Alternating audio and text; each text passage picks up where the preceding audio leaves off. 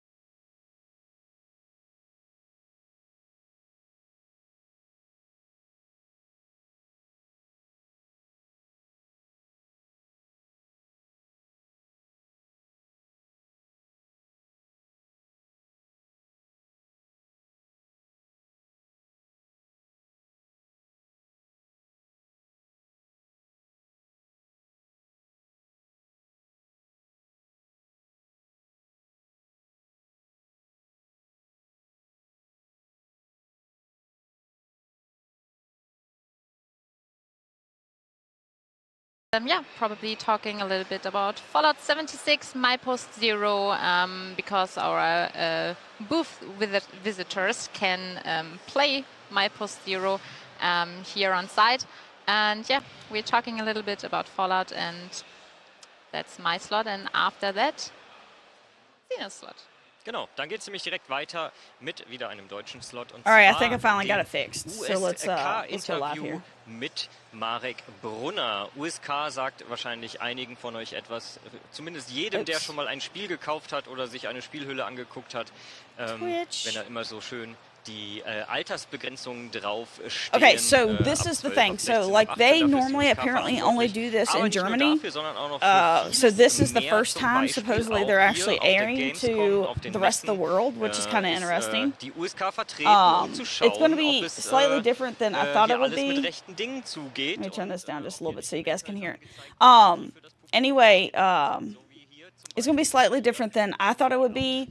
So what we'll do is we'll watch. They normally do it all in German. They're going to do parts of it in German, parts of it in English. They are going to have dev interviews where they do everything in English. So hopefully that'll get working there real quick. Anyway, I had a little bit of issue with my sound. I think I got it sorted. Anyway, let's go ahead and we'll start listening to this, and we'll talk in between them when they're talking in German.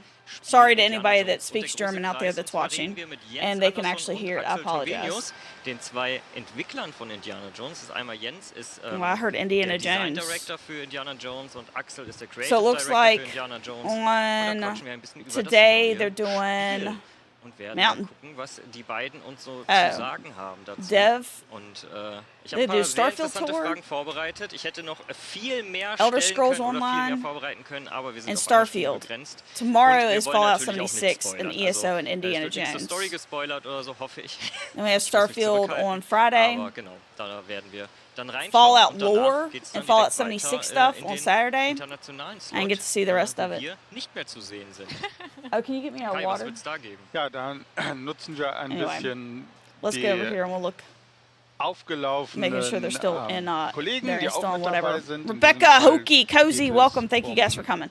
Amy Oh, und good Tina, morning. die It has been a dann rough morning. die I don't den normally Host get up this übernehmen early. und Sometimes I go to bed this Matt early. Fyra Yeah, und this Rich late. Chamber zu Gast haben. Wir haben einen Überblick über Hope you guys are having a ISO good day, 10, wirklich von all den Feierlichkeiten, die wir haben. All right, über let's see here. Das Thanks, B. Kapitel Gold Road, was das bedeutet, bis hin zu jetzt Update 43, wie es auf die Server kam. So they are going to talk about ISO 10, what it means, and also about Gold Road and Update 33 with the new systems. Okay. That's going to be in English. Okay. You Doom. Oh, Und jetzt, And now we're spoilering. ja, genau. Wir müssen ja aber auch nicht die ganze Zeit über den Streamplan reden. Wir können ja gerne mal jetzt der spontanen Regie folgen und sagen, es gibt auch was zu gewinnen, wenn ihr hier zuschaut und wenn ihr uns zeigt, dass ihr zuschaut. Das jemand von euch erklären. Genau. Prinzipiell haben wir jetzt von Hello, Hemlock, welcome, morning, Manuel, welcome. So half of this, like I was saying, is going to be in German, half of it's going to be in English. All the stuff that we need to hear, like really need to hear, is going to be in English. So we'll just kind of hang out until they start talking in English. Und in dem Fall I need a guitar. ist that es was mousepad's anderes, sick. als wir eigentlich heute wollten, aber I'd like ihr to seht see, schon, worauf es Dark hinausläuft. Ages, Also though. wir haben ein Gewinnspiel zu Doom, wir haben ein Gewinnspiel Already been at zu work an hour. Starfield, wir I haben clock ein in an Gewinnspiel hour zu before my Fallout shift because 76 I'm und wir haben already ein awake Gewinnspiel and hate sitting around ready to work. ESO vorbereitet You're für heading euch. into work now? Und das wird jeden Tag auch auf unseren Social Media Kanälen live gehen. Und Well, good morning dann to you könnt ihr guys. daran teilnehmen. Und wie ihr genau das machen könnt, das sagt euch Zeno. Genau, und dafür müsst ihr uns zeigen, dass ihr unseren Stream schaut. Das heißt, wir möchten gerne von euch ein Foto oder ein Video, das ist euch überlassen, also ein Foto reicht uns vollkommen von euch oder aus eurer Sicht, wie ihr unseren Stream daheim verfolgt oder wie ihr ihn auch hier auf der Messe verfolgt. Das kann ja auch sein, dass ihr schon hier auf der Messe seid und trotzdem den Stream schaut. Und dieses Foto müsst ihr dann auf Social Media posten, entweder auf ich wollte schon wieder This is den my alten first Namen live sagen, aber es I've heißt caught, X. but I just Also want to entweder auf keep X oder say auf keep up the good Instagram work dieses and I love your Foto videos. posten, Thank you so much, man. I mit appreciate dem it. Hashtag Yeah, we'll be hanging out and chilling and talking, especially since 2024, also BGC 2024. I heard 2024, so I stopped talking. I don't want us to miss anything. Starfield, richtig? Genau, heute ist Starfield-Verlosung. Wir haben bestimmt irgendwo das Asset gerade und die Regie bereitet das bestimmt auch gerade vor. Da könnt ihr nämlich verschiedene Sachen von Starfield dann auch gewinnen. Also haltet am besten unsere Social Media. You're at the beach? Oh, that's nice. Guckt dann einfach rein. Genau, auf Social wird You're all propped up at the beach. What time is it where you're at? Mal genau erklärt, was ihr machen müsst, wie ihr es machen müsst. Und Do genau, da sehen wir Starfield. jetzt auch das Gewinnspiel. Sehr gut. Das gibt es nämlich heute zu gewinnen mit dem Hashtag auch unten schon eingeblendet, BGC 2024. Where's the Und Fallout zu gewinnen stuff? gibt es die Starfield Collectors Edition, ein sehr cooles Starfield Mauspad und für alle, die ihren PC aufrüsten wollen, 8 a.m. oder sich Oh, vielleicht einen dude. zweiten PC bauen wollen oder einen You're at dritten Cape oder Cod vierten, at wer weiß. 8 and you're already on the Einen beach at 8 a.m.? AMD Are you supposed to be on vacation? eine AMD Ryzen Do you normally get up CPU, really early? also ein ziemlich, I don't think I could get up that fettes early if I'm on Gewinnspiel, ein vacation. ziemlich fettes I mean, I don't like to get up Paket, that was man early gewinnen when I'm kann. not Ihr on müsst im vacation, Prinzip so I nur eine mean, Sache but on dafür machen, vacation I und zwar definitely wouldn't be. ein Foto von euch, wie ihr uns zuschaut. So everybody that's und, joining us, das auf there's a lot of Social Media people. posten mit dem passenden Maybe I should Hashtag, just wie er tag hier it up unten there at the eingeblendet top. ist. Wo muss ich hinzeigen? Da unten. And half the 2024 stream und will be passend zum in Starfield-Gewinnspiel German. natürlich auch noch Hashtag Starfield The dazu. important Und dann habt ihr die Chance zu parts gewinnen. Ja, vielleicht nochmal zur with devs zur will Richtigstellung, all also nicht be Richtigstellung, in aber es muss kein English. Foto von euch sein. Es reicht, wenn ihr den Bildschirm fotografiert. Und weil wir We'll pin that. neugierig sind, es reicht, ein Foto zu posten, aber natürlich würden wir auch gerne wissen, was war denn vielleicht euer We like- Lieblingsstream an diesem it gets Tag? Welches packed. Segment hat euch besonders gut gefallen? Also, You wanted a good wenn ihr ein Foto spot? habt, schreibt gerne noch einen kurzen Text. You wish you were dazu, at the wenn ihr es beach? postet. Ja, und I was gonna vielleicht say I gibt's can't go to the Zusatzpunkte, beach. wenn ihr I'm Starfield direkt too aufs Fall, weil fair ist for so that. viel. Also, das beste Slot heute ist Hail natürlich die of 2 skin. Stunden ESO am Stück. Ja, oder einfach Starfield mit mir. Also, wait a Ja, minute. ihr streitet Look euch at und wir Doom wissen alle, Sword dass there. eigentlich Doom diese Woche das Beste ist, was kommt. Okay. Apropos wanna know, Doom, is wir that können ja mal rocket ship in gucken, the wann background? Doom kommt. Pillow? Ja, dafür müssen wir uns weiter den Streamplan anschauen, weil dann kommen wir Look bestimmt at that vault. irgendwann zu Oh, do you see the vault in the jetzt gar nicht background? mehr, I wo just wir now stehen noticed geblieben that. sind Oh, beim that's so Streamplan. cool. Wir hatten den Donnerstag abgehakt. God, I hope und one müssen day I mit dem can get to Freitag something like starten. that. Okay, Genau. here it is. It's back up. It's back up. Genau. Am Freitag So starte Doom ich 1 and 2 mit, gameplay. Oh, einem that's not all Interview. that Und zwar fun. werde We got ich Lore mit Talk, TikToker Fallout und Content 76, Creator Doc Simpson, behind the den scenes ihr vielleicht schon roundtable. aus dem I don't. I was letzten Jahr gonna say I'm kennt, not. werde I'm ich not doing the gemeinsam auch hier 25th. wieder einen Interviewslot machen. Wir werden über seine TikTok sprechen und ganz lustige Dinge auch für euch ein bisschen vorbereitet haben. Also von daher schaltet auf jeden Fall ein. So it kinda says- und danach werden wir direkt hier eine Booth-Tour machen auf unserem wunderschönen Stand. This is like for whole hours. Mitnehmen, der Kai und ich, und wir werden euch quasi einmal den gesamten Xbox-Stand zeigen. Alles, was ihr hier bei uns zu sehen bekommt, wenn ihr live auf der Gamescom seid. Ja, und willst du dazu auch noch was sagen, weil ich danach bin nochmal... Nein, das ist okay. Du redest super. einfach, genau. Ich rede einfach. Okay. Sorry. Okay, so I don't understand why they were advertising this as a Bethesda Halle 5.1 ist es, glaube ich. like presentation, because it looks like more or less they're setting up for the stream. Egal, im Cosplay Village. 5.2 oder 5.1. I definitely don't think I'll be live streaming this again tomorrow. Let's do the 9 a.m. Einen richtig coolen Stand. Tomorrow we get Fallout 76 100% at 9 a.m. Kameramann, den Jan schnappen. Wir werden einmal über die Messe hetzen. Yeah. Und für euch das ganze filmen. 70? Ja, wir freuen uns drauf. Und danach ist ein weiterer Stream geplant. In English one. Starfield Cosplayer Mads and Miss Vane. Genau, I'm gonna say, yeah, I'm definitely gonna switch over to Xbox. We're sitting here with Closer our, to 9. product marketing manager. Especially if they don't have anything going on. And they will talk about the suits, the Starfield House Varun suits they created. And let's see it's here. Very cool, so watch it, please. And then at 6 p.m. on Friday, we're going to let our other team colleagues take over the stream, because we're going out and go partying. What else would you do on Gamescom? No, we're going to our community party, prepare them very ready when we start, because there's the off-site activity we have on Friday evening. So we have 2 slots with our international colleagues. The first slot is with Team Benelux. Julian will be here. He'll be talking Dutch, so that's going to be also maybe a little bit challenging for our international viewers, but it's going to be very fun, very exciting, entertaining, and maybe we'll learn something, stream, for sure. And then the last slot on Friday is going to be in Polish. Lukasz You're going to see, I don't need to be going over any of that. Summarize 8 a.m. what he's experienced, what he's going to experience, what he has experienced at Gamescom for all our Polish viewers. Then let's quickly go to Saturday. And Saturday we have 2 very nice guests. I'm really looking forward to them. Katatsuri and Divraldis are going to visit us. I don't know why I'm still speaking English. Denn der Stream wird auf Deutsch sein. Die beiden streamen ja ab und zu immer mal wieder ESO, schauen da rein, und wir werden die Gelegenheit nutzen, die beiden vor eine kleine Housing-Herausforderung zu stellen. Denn die müssen ein Haus möglichst schön dekorieren. Ihr seid anyway, it doesn't sound like we're going to be seeing a whole lot. I feel like I probably should just switch over to the Mothman Equinox welche at this Haushälfte rate. schöner geworden ist, bei wem ihr lieber einziehen würdet.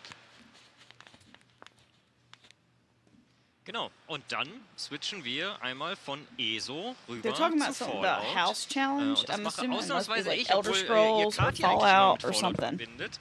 Like Aber ich ESO. habe einen ganz, ganz besonderen Gast hier That's im what the Stream, chat's und zwar saying. die Like there's liebe somebody that speaks Lisa, German over aka here that's like translating Laserless, for eine people. Make-up-Artistin, die eine Ghoul-Transformation hier direkt live im Stream vollziehen wird. Das wird So I was thinking it was going to be something like more along the lines of like them talking about their games, and like we'd have devs talking and all this other stuff, but it's more or less them setting up for the rest of the week, for today anyway. Alles andere kann man vorher And most of it is sich in anschauen, und zwar in der Cosplay Area in Halle 5.1 oder 5.2. Assuming like this is 1400, so genau. this is what time it is here. So like this is right here is the welcome, I guess is what that means. Stattfindet. Da könnt ihr die liebe Lisa nämlich schon Interview. mal besuchen an ihrem Stand und schauen, wie das Cosplay vorbereitet here it wird, is. wie diese Props angefertigt werden, denn das wird nicht einfach, ich sag jetzt mal, nur Cosplay, ein Make-up, Playhouses. auch schon krass finde, sondern sie arbeitet da wirklich mit Props, die aufgesetzt werden und dann wirklich plastisch. Seeing at 9 o'clock they're going to be doing stuff with Fallout 76. So this stuff is the stuff for tomorrow. So first thing tomorrow is going to be Fallout 76, it looks like, with Jonathan Rush. So that will be good. It looks like Starfield's today. That's going to be Xbox. So I'm going to switch over. I'll switch over to Xbox for that. Because it seems like it works a little bit better, and I can pause it a lot easier. We can stop to talk if we need to. You guys have any questions about Fallout 76 while we're just kind of hanging out waiting? Eine Woche kein Kaffee und ich wäre sofort verwandelt. Also am Sonntag beim letzten Slot werdet ihr dann sehen, wie ein Ghoul aussieht, denn dann sehen wir alle aus wie Ghouls. Ja, aber auf diesen Slot freue ich mich sehr. Wieder was Kreatives, wieder ein bisschen Cosplay mit rein. 10-year anniversary at Gamescom. Super, super wow. Spannend. Und danach bleiben wir bei Fallout, aber nicht... Sinja, welcome, how are you? Da geht's ein bisschen um die Lore. I'm tired, dude. I'm a little disappointed at this rate because I thought it was going to be something else. I'm like, God, I'm going to have to get up at 8 o'clock in the morning. Like 9 a.m. is going to be different. But I do like the fact that you guys can't see my mouse, I don't think. I do like the fact that there is a vault, like right behind the guy that's in gray on the left with the red shoes. There's a vault behind him. Like, you see the people like standing back here? It's kind of like a Doom poster and an Xbox controller that looks like it's kind of lit up. But then there's a whole bunch of people in the Fallout vault. Like, it looks like it goes all the way around. Like, because there's Fallout 76. Like, if you look at the Starfield picture with the plant, there's more Fallout 76 on the backside. was es dort gibt oder was macht man da überhaupt. Und deswegen werden wir das ganz entspannt in unserem Stream. I got Andy's hat back there. Is that Halo? Und danach ist dann auch schon wieder ein englischer Stream. Maybe they got Black Ops going. Und zwar wird dann auch wieder Marcel, unser Senior Product Marketing Manager, wird dann auch mit Sebatas reden. Und zwar you can see the mouse? Okay, good. So you guys can see all this then. Like when I look up there, I can't see it. Designer, hat nämlich einen richtig coolen oder beziehungsweise zwei richtig coole. But I mean, it's kind of interesting. I would love to see what that looks like. That's one of those things I've always like just been curious about. Oh, he picked up the Indy hat. Oh, look, it's Bottle. Aber ja. Ist zu klein. I was gonna say, I bet it fit my small head. Wir schwingen nachher noch mit der Peitsche, gar kein Problem. Nein, auf jeden Probably Fall. Be too big. Marcel wird dann mit Sebatas hier sitzen und über die Herstellung der Helme für die Anzüge reden, die ihr einen Tag vorher schon gesehen habt. So this will be an English stream for all of our international viewer, and our product manager will talk to Sebatas, one very cool cosplayer and prop maker, and they're talking about the helm that he's created for our Starfield House of Room cosplay. Nice. And after that, we're switching. Thank you, Hoki, by the way. Yeah, we're switching to Doom. But Sinja, I hope you're having a good morning. Dann gibt es nämlich ein bisschen Doom, und zwar so, wie ihr es von uns auch schon in der Vergangenheit ein bisschen gewohnt wart, und zwar Doom Retro-Style. Und zwar werden wir uns Doom 1 und 2 anschauen, denn da gab es ein bisschen Updates, ein paar neue Features und ein bisschen was Neues. Twitch. Und für diesen Slot habe ich mir den lieben Holly LP eingeladen. Den hatten wir auch im letzten Jahr schon mit dabei und haben ein bisschen Retro-Doom gespielt. Das war schon sehr lustig. Und dieses Jahr geht es dann direkt weiter. Und zwar Doom 1 2 Gameplay mit Holly LP. Ich denke mal, dass wir ein bisschen uns diesen Co-op-Modus in Doom anschauen werden. Und so, what did you guys have for breakfast then? Everybody that's up with me, hanging out. 1 gegen 1 gegen Holly in Doom Deathmatch spielen. Und ich bin bereit zu verlieren. Also es wäre keine Schande. Das ist okay. Also gegen Holly zu verlieren in Doom ist okay. Aber ich werde natürlich mein Bestes geben. Und vielleicht bin ich ja gar nicht so schlecht, wie ich dachte. Oder wie man im Stream immer sieht. Ich glaube absolut an dich. Also mehr Sterbis kann Herr Zeno eh nicht mehr sammeln. Ja. Er kann noch mehr. Also in der Theorie kann er, aber... Der Sterbi-Counter ist nach oben hin nicht begrenzt. Nein, aber er ist sowieso der Erste auf... was Platzierung angeht, dementsprechend mache ich mir keine Sorgen. Okay, they got a recipe book, it looks like, on the counter there. Feel free Ja, vielleicht spielst du einfach Doom, dann ist das Problem I want to know gelöst. if the green lights Ja, und from actually natürlich werden wir something. uns auch die Doom Anthology Edition That's like the angucken, best die im part about Oktober interviews erscheint. is all the Und wir stuff werden that you can natürlich see in the auch ein background. bisschen über Doom I just like The the Dark show Age floor the sprechen. best though. It looks Zumindest so mal das, cool. was schon bekannt ist. Ich werde Holly einmal ein bisschen ausfragen, was er so vom There's a bis Fallout. jetzt bekannten Oh, this is Trailer Fallout hält, Camp vom jetzt over here on the bekannten left corner. Gameplay I don't know hält what this und ein is. bisschen ja, That warning in sign? die Zukunft schwärmen, was da vielleicht noch so auf uns zukommt.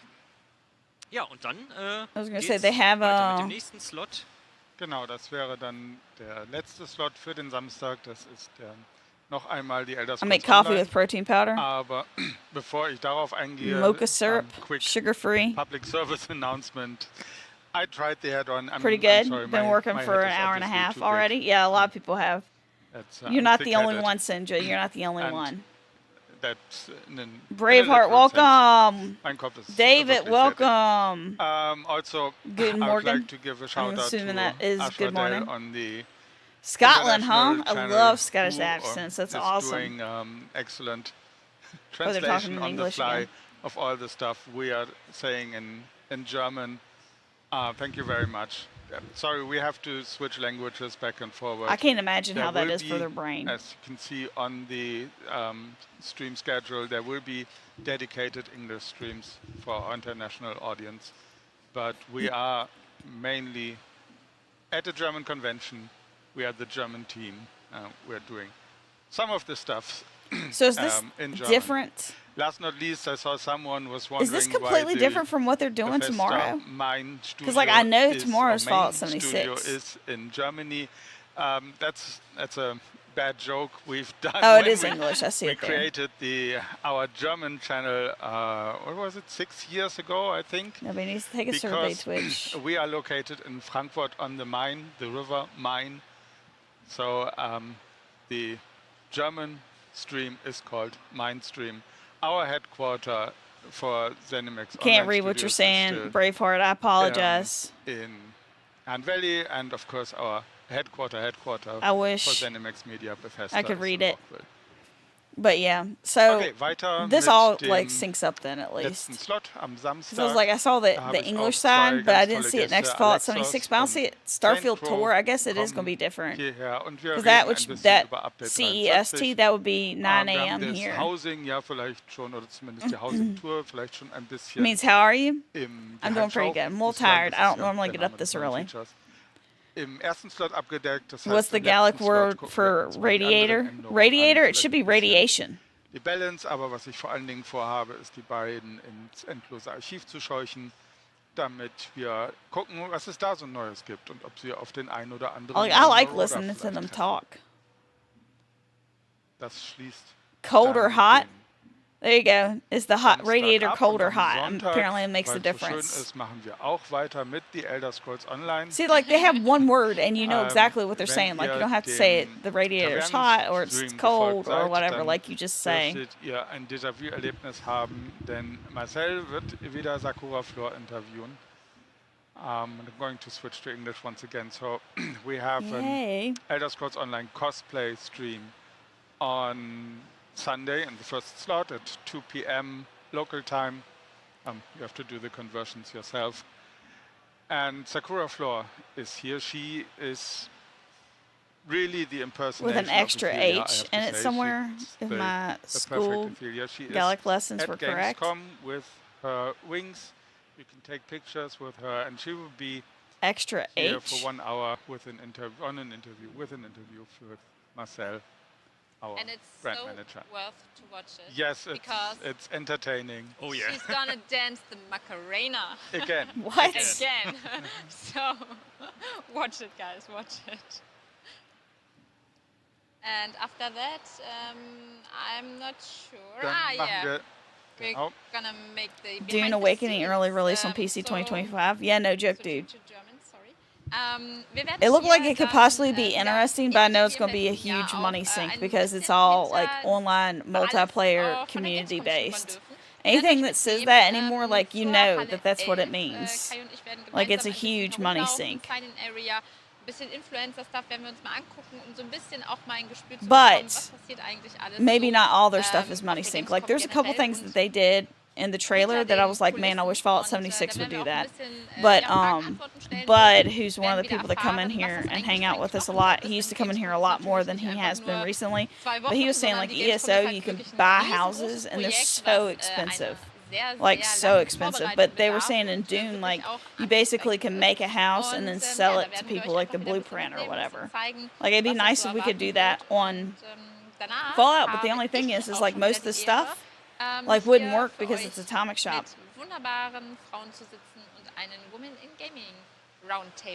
Aber bevor du auf die Frauen eingehst, Never. I would like to go back to the Ethelia I bet it is. And talk about this I bet it special is. woman, because I bet you they got microtransactions at the yin-yang. What has Macarena to do with the Elder Scrolls Online?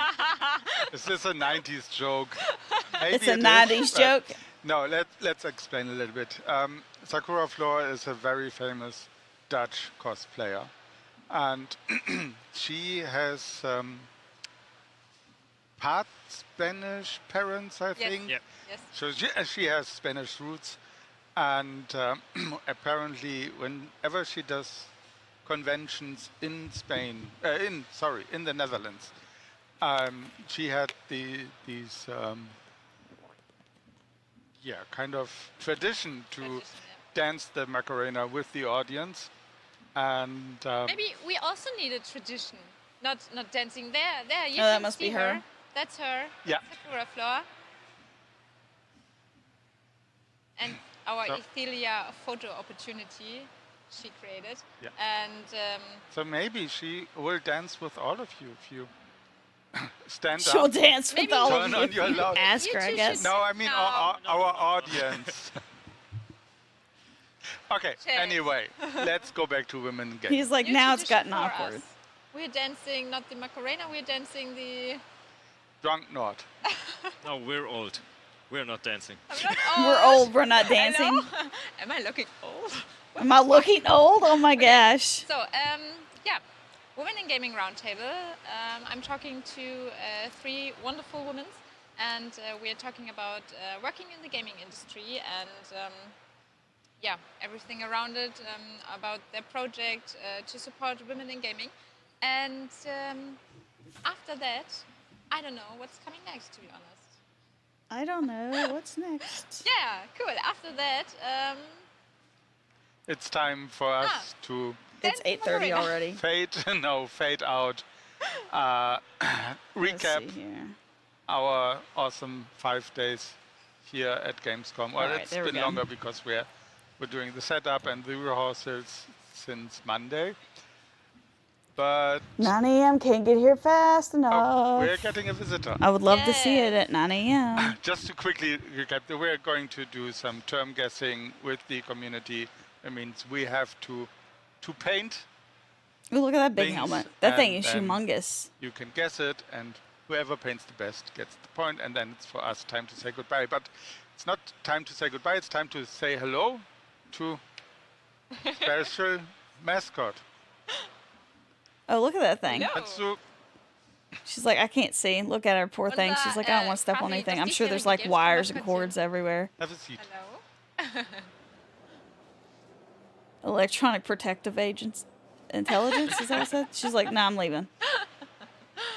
Einmal schnell, das ist Epi von der Gamescom.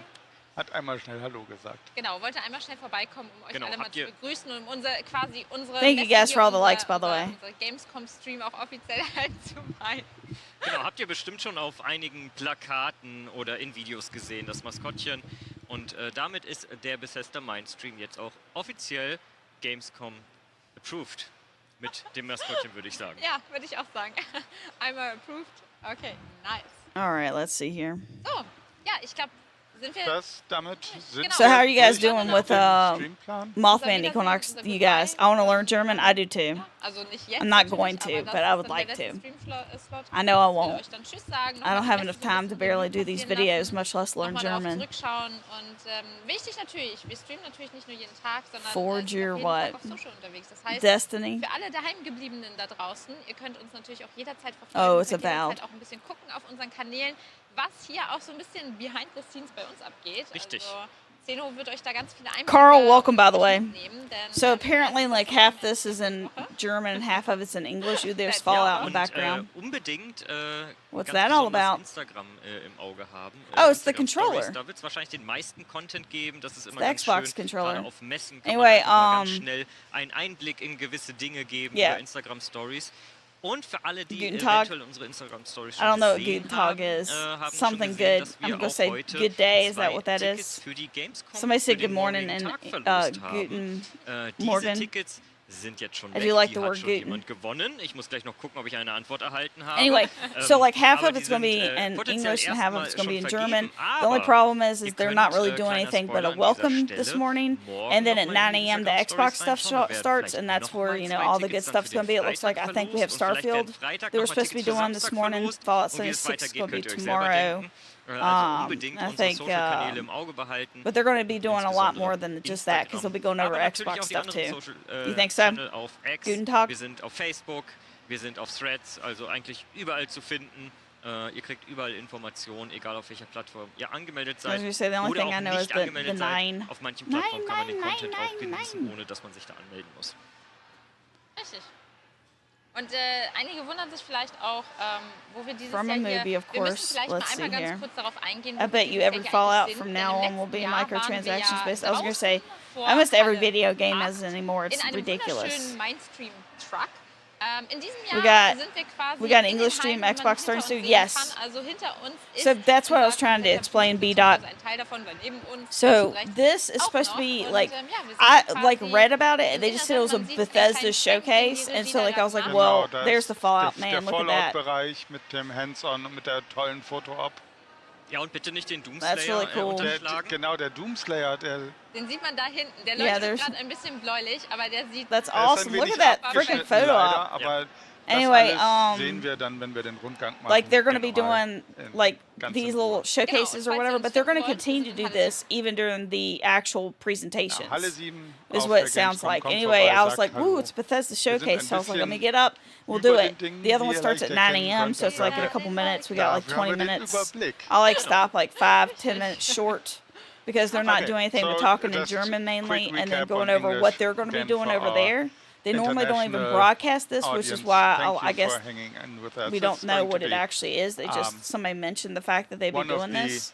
streams where we're going to switch back and forward, but as you can see on the stream schedule, there will be dedicated English slots, and you can watch them. I think those are So like you can go and watch most- their stuff on well, Twitch not anytime during the necessarily day. all of them, but You they just are gotta going to remember be very that their interesting because that setup will is be 6 hours the ahead developer from interviews, me. Like I'm where on the East we Coast, so have to right now talk it's English 8:30 because our a.m. developers can't Over speak there, it's German. like in the afternoon. It looks like it's like Okay. 2 p.m. Yeah. for them. Try, but maybe they So- won't understand us. So No, Matt Farah is actually pretty good in Yeah, German. I don't want to talk about that. Carl, Fallout once 5. again, stick with us. We're going to switch to English only in about 2 hours from 2.5, yeah, now. yep. Yes. Yeah. Something. 2 hours, 20 minutes. Goodness gracious, dude. Thank you. Time. You're in Australia. It's 10:30 p.m. Well, I mean, like I Yeah, would you think so. can- Yes, You can probably because I don't find think the it'll be English more stream than an hour. So you should schedule be in bed. I would think by on midnight. social right after this. I but would we're definitely going think to it's going to take be worth staying a up. recap, What stuff do you every like? morning. Do you like more than But just yeah, Fallout as I 76, said, or do you please like bear with us. more? Like, This what do you is like? An international convention. Butler, so we're welcome, going how to are do you? An international stream. 140 for you? 4 Damn different you. languages. Yeah, I was going to say Fallout 5, like, We can even speak a little bit Danish with You the- can speak I don't can know. speak Danish with- Danish. Yeah, So, for 5 like, languages. Yay. unless I can we... speak some French. No, I I think don't their speak plan right French now at all, but is I to can- go off I the can mod speak community. some French. That's my personal opinion. I think can that speak Spanish. while we're waiting on Fallout 5, which will Je voudrais probably be baguette. another... So very I'm going to international guess today. 8 years at least before we Okay. actually see the game. Like we Ich could würd even sagen, play it. Like the earliest I would say Lass is uns noch mal probably kurz going to das be 8 Brettspiel years from now. zusammenfassen und dann haben wir auch noch If ein- not 9 or 10, ein allererstes which is Interview. just Ich hab sad voll to even gelogen. think about. Ein allererstes Anyway, Interview auf Englisch, das wir Like euch gleich zur Verfügung stellen, dass wir vor der Sendung I don't think we'll be getting Fallout 5. Like, not unless they decide to give it to a different person. Like, the only way I think we'll get we won't be getting Fallout 5. Like, we might, if we get lucky, get like another Fallout from the people that did New Vegas. I don't know if they would do New Vegas 2, or if they would do like a tie-in to the television show, because I mean, like, they definitely probably could get away with that. Because they're working on Avowed and Outer Worlds right now. Like, I think Outer Worlds comes out next year. It might not come out till 2026 though now, because they pushed Avowed back, so I'm not sure. But both of those are supposed to be coming out fairly soon. So the fact that they do both all the time is kind of interesting. Oh, I was going to say Fallout London is fantastic. I gotta actually go in and do my update for it so I can start streaming it again. Fallout New Jersey. I want a New York. Elder Scrolls is already in the works. That's the thing that they're working on right now. That's why I said it's going to be a long time before we even get that.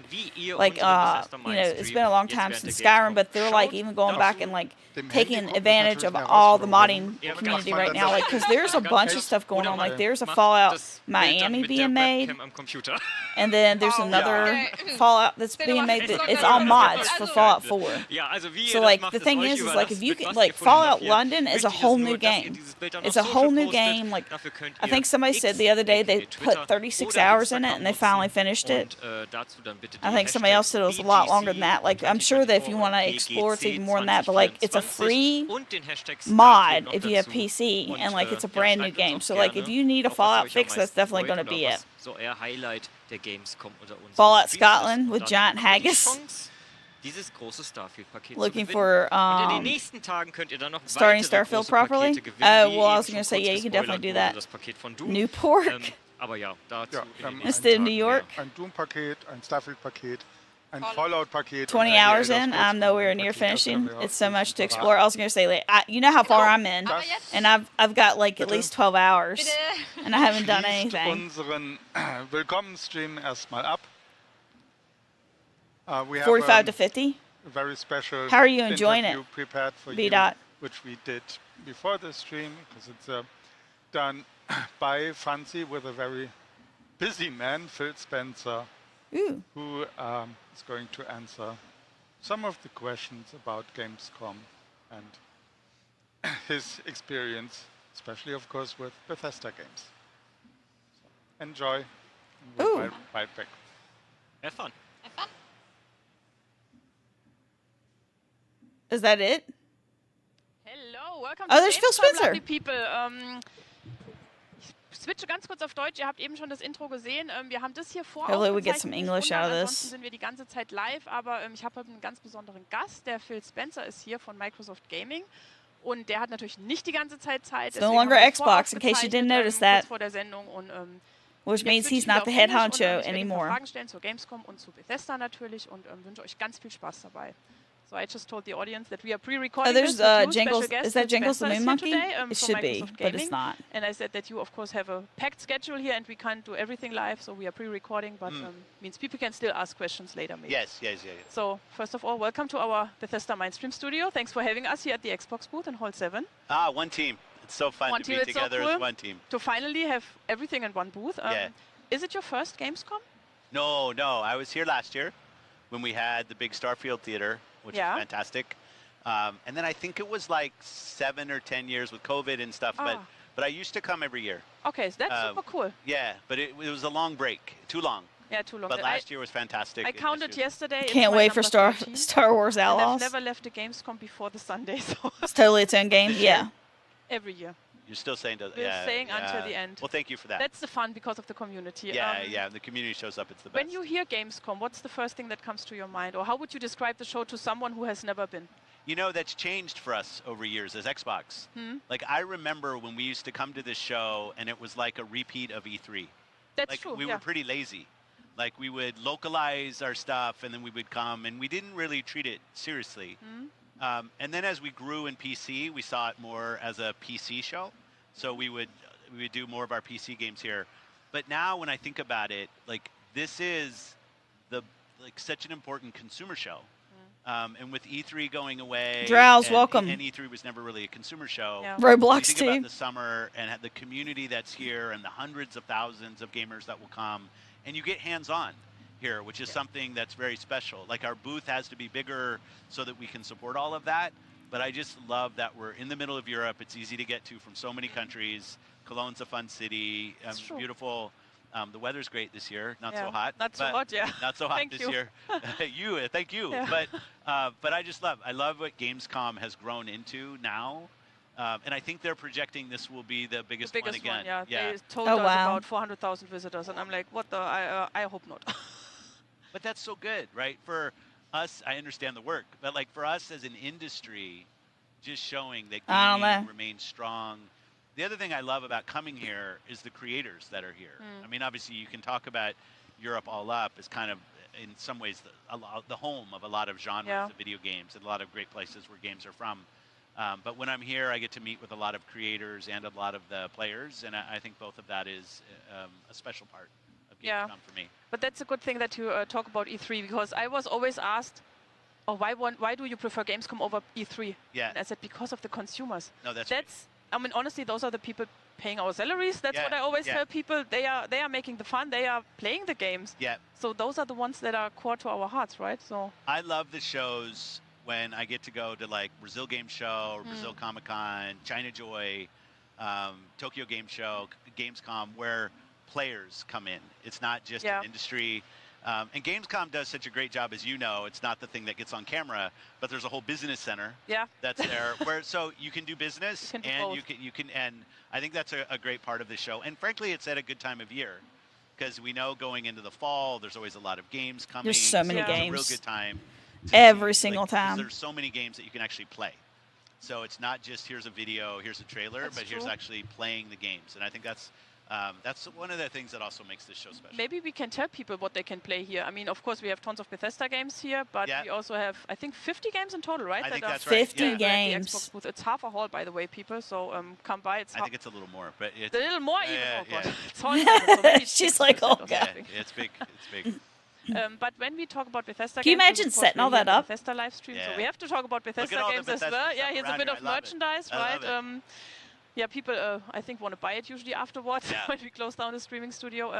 Is there a specific Bethesda game, or how in general Bethesda games, how did they impact your career, but also your career as a gamer, like your gamer life?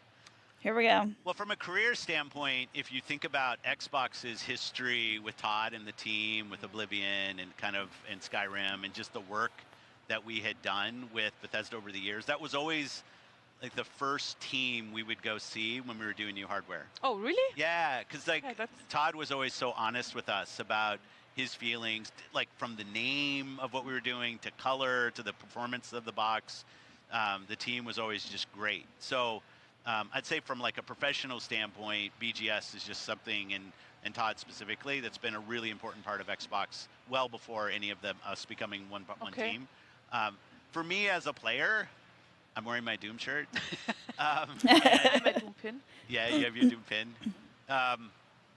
You know, Doom for me was like one of those moments in my gaming life where there was a real kind of step change in my perception of what games could be. First person shooter on my PC, which is where I played. My only PC that was powerful enough to play was my work PC at Microsoft. So, and I lived in an apartment across the street from work.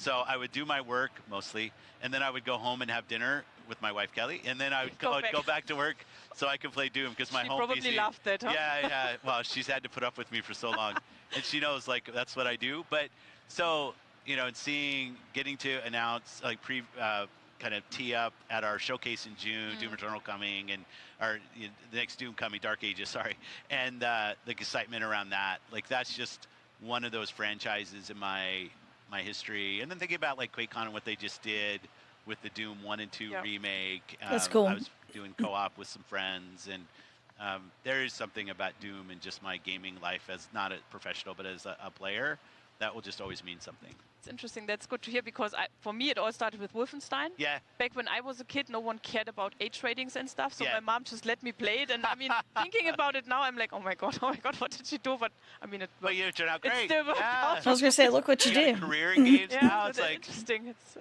I mean, if you think about it, back in the day when we were playing, like either Wolfenstein or Doom or whatever, There was no ratings board. Early games. The Hey, fact that we Alexa, could end up stop. working in the industry, like, wasn't even part of my thought. And Same how for lucky me. am I, like, that I get to work in this that's industry what I now. always It's very tell special. people. That's why I never complain because I'm always like, I mean, it can't be much better than working in the gaming industry. That's right. So. That's right. But what I also find exciting here at Gamescom is that we don't only show new games, but also like, I don't want to say old, established games maybe, like the Elder Scrolls Online or Fallout that have huge communities, and they still have a space. Thank you guys for all the likes, by the way. You would think, okay, that's Gamescom, we invest. I'll be stopping this here in just a second so we can switch over to Xbox because this is going to continue and they're going to be talking and I don't think they're going to show all of the stuff from Xbox. I think they're going to show some of the Bethesda stuff, not even all of it. So we'll definitely go over there. True. Like people They get were very your first excited. games? We've got a big statue. That's and, awesome. Like it's very cool to see when we're doing something new. But we have these massive games with huge communities, 76, ESO, and we want to make sure that we celebrate both the community and how vibrant those games are. So having them in the booth and having a mix of things that are new and haven't launched yet. New IP is also something that's in the booth, not really in the Bethesda area right now, but kind of across, and then your established franchises. I think it's a good balance. I think it's super cool for the community also to find their That's franchises awesome. at the booth, and you have the Xbox Fan Fest tonight. Endless Chapter, not really, man. On Friday, so we give people chances to meet also. Yeah. Because I mean that's I was what going to it's say, at about. least you had a PC. Right. Like, that's what, to me, what makes games a different kind of art form than watching a movie or listening to music. Is it the community really is part of the content of the game? Yeah. Like the experience, because it is like you and I, we were playing Fallout 76 together. We get to create content just in our memories of what we play together, and it builds bonds, which is different than maybe other kinds of media. I think it's, or art, to me, it's what makes games special. Yeah, that's a good point, because we just had our Elder Scrolls Online Tavern event, 1,000 guests. Yeah. And there were people like, they know each other from the game. They got married because they know each other from the game. And it's like, or they tell us about their mental health issues and how the game helped them overcoming it. And people build social connections where maybe in the physical world, they might have some reservations. They can go online and be their own true self. Yeah, that's, and then it's such a great part of what this industry is That's super about. exciting. Yeah, that's true. I think that also talking about other entertainment forms, it kind of brings me to Fallout, because I mean we just had the Fallout TV show last year, and I think you often talk about growing. You haven't missed anything, Mr. Mork. You're okay. Most of it was in German earlier. Other people or non-gamers also know about the franchises and start playing then. So, how did you enjoy the show? The Fallout TV show? It was fantastic. I'll admit, I actually don't watch a lot of TV. I play games. The thing, I mean, real just applause for James Altman, Todd, Jonah, like people, Kilter, who invested so much. I think as somebody who's played a lot of Fallout over the years and the different versions of Fallout, building a show that if you had never played the game, didn't know anything about the game, it connected with people. Like people loved the lead characters and could connect to the different factions and the ghoul, like what it was. But if you'd played the game, you also respected their respect for the IP. Like in little things that they put in, and not just from like Fallout 4 or 76, even things from earlier Fallouts that came through in the show. Only fire. That shows a real creative team that knows the IP, that respects the IP. And the collaboration between Todd and the team and Kilter and what they were trying to, and the support we got from Amazon. Yeah. What was it, like 16 Emmy Awards or something? 16, yeah. That's like so great. And when we saw then on Fallout 4, the remaster came out right then. 76 had great content. Even Shelter, right? Like we saw growth in all of the games. So you have this for us. The show gets some audience because people love the games. The game gets some audience because people love the show, and it builds a real, I think, great dynamic for everybody. And now season 2 has been greenlit, and obviously we continue to invest in 76 and what the games can be. I mean, I think it basically really shows how you can turn a gaming franchise into something much bigger if you want to, and grow the audience. And because if you do it right, you can. If you don't, it ends up like the Borderlands movie. Yeah, I remember, like my view would have been 20 years ago that gaming had maybe envy of Hollywood. And we would do a bunch of licensed games based on movie IP. And that was seen as an avenue of how can we expand gaming, because we'll take a movie and we'll do a movie license, like indie maybe. But now what you see is it goes in the other direction, whether it's The Last of Us, whether it's Fallout, whether it's the Mario movie, where the stories, the characters, the worlds from video games show that they're strong enough to sit right side by side any comic, any movie IP, any television IP. And I think that's been a real maturing of our industry and our creative storytelling capability. And I think it's great. Now you see flow going back and forth. You have Marvel games, you have more and more things going from games to movies and television. And I think it's just healthy for everybody. And I'm looking forward to watching Indiana Jones. That's also what people can see here if you pick up Indiana Jones. I mean, that's a Disney license, Lucasfilm license, but... and the story is so good in the game, right? When I think about the movies... Don't be giving nothing away there. I was discussing with some friends last night. We were ranking. I hope it's like 1.5. Some debates on 1, 2, and 3 and what the order was. But then when you see in the game, I think the story holds up. Definitely. And that's just a real testament to the focus of the team. It was so good at live last night, at the seeing it. Night live, to see what the team showed. I mean, we saw the first previews last night already, based on that, and people were super excited about it. And it was so good. It was so good. I think it's fulfilling the expectations, which is really cool. And I think the game's going to be longer than people think. That's what I think. I think the game's got more depth and diversity and a real. I mean, Machine Games is great. I know you have. I have a weakness for them. Yes, but it's really cool to be able to support that team and get to where we are with this game. It's cool. So one closing question that I have to ask, which Bethesda game is the one that you are coming back most? Because I mean, of course, like a Starfield or Elder Scrolls, those are games that you can play, but also don't stop playing for a while because there's other games coming out.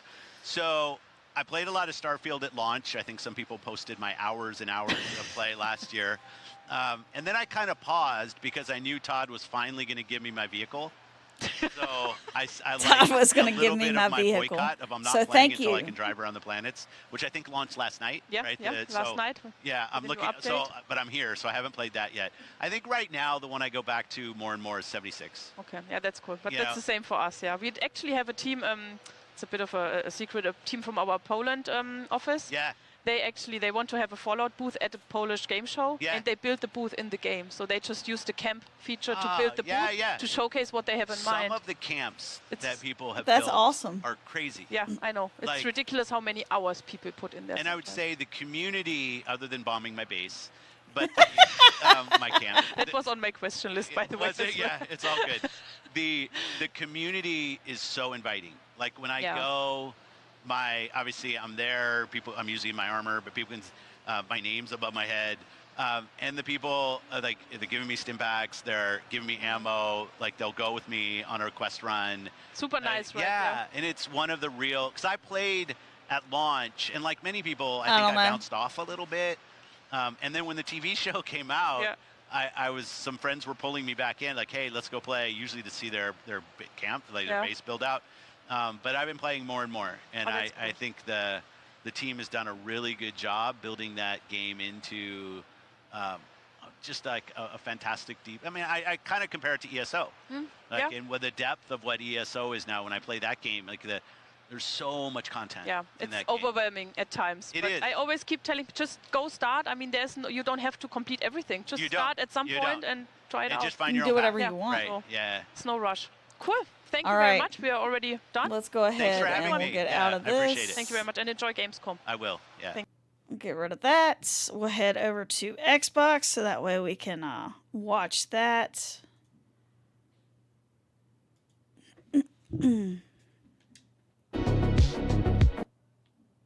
All right, starts in 1 minute. It says. No. All right, I gotta fix this because I was halfway asleep when I did this.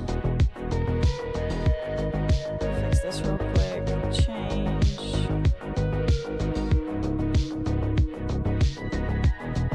All right. How you doing? You doing?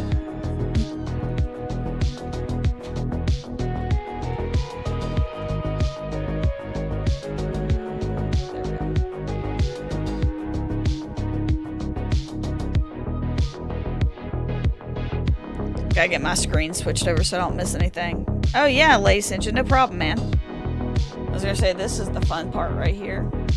When this starts, we should be seeing some good stuff, man. I hope we get some new announcements, that'd be nice. I hope we get more release dates for things too. I don't know what they'll release or announce. I just hope that we get some more stuff than what they kind of said. So here it is right here. Let's go ahead and get into this fun stuff. You guys let me know if it's too loud or anything on your end.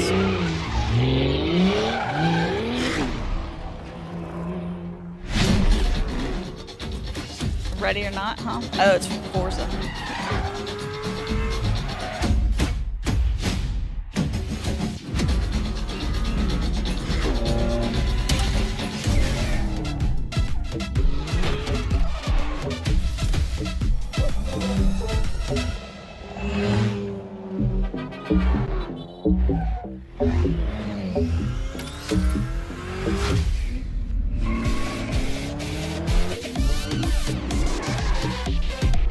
So, like, what, they have to, like, destroy the car or something? Oh, it's like King of the Hill or something.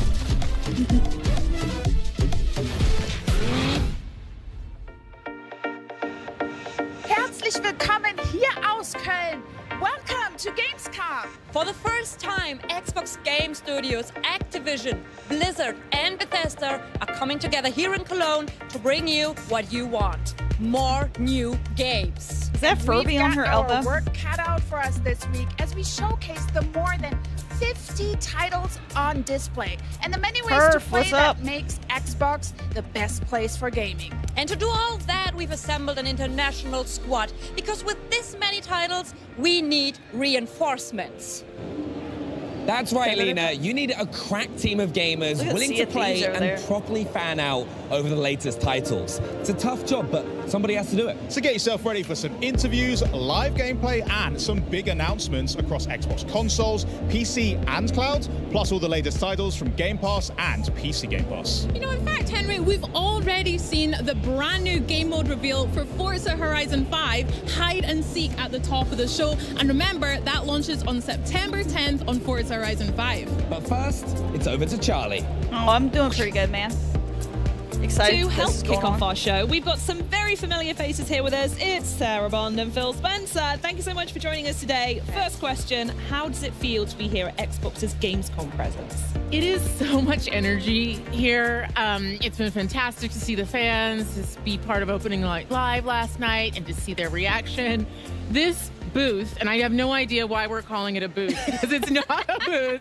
It's an entire wonderland. Look at Outlaws. It really is. It's an underestimation calling it a booth, right? With experiences, with games that you can play, things you can see, incredible photo opportunities is fantastic. So to see folks pouring in and experiencing it, and it reminds you of what makes this industry special, which is all about celebrating games, the joy they bring, and the people who make them.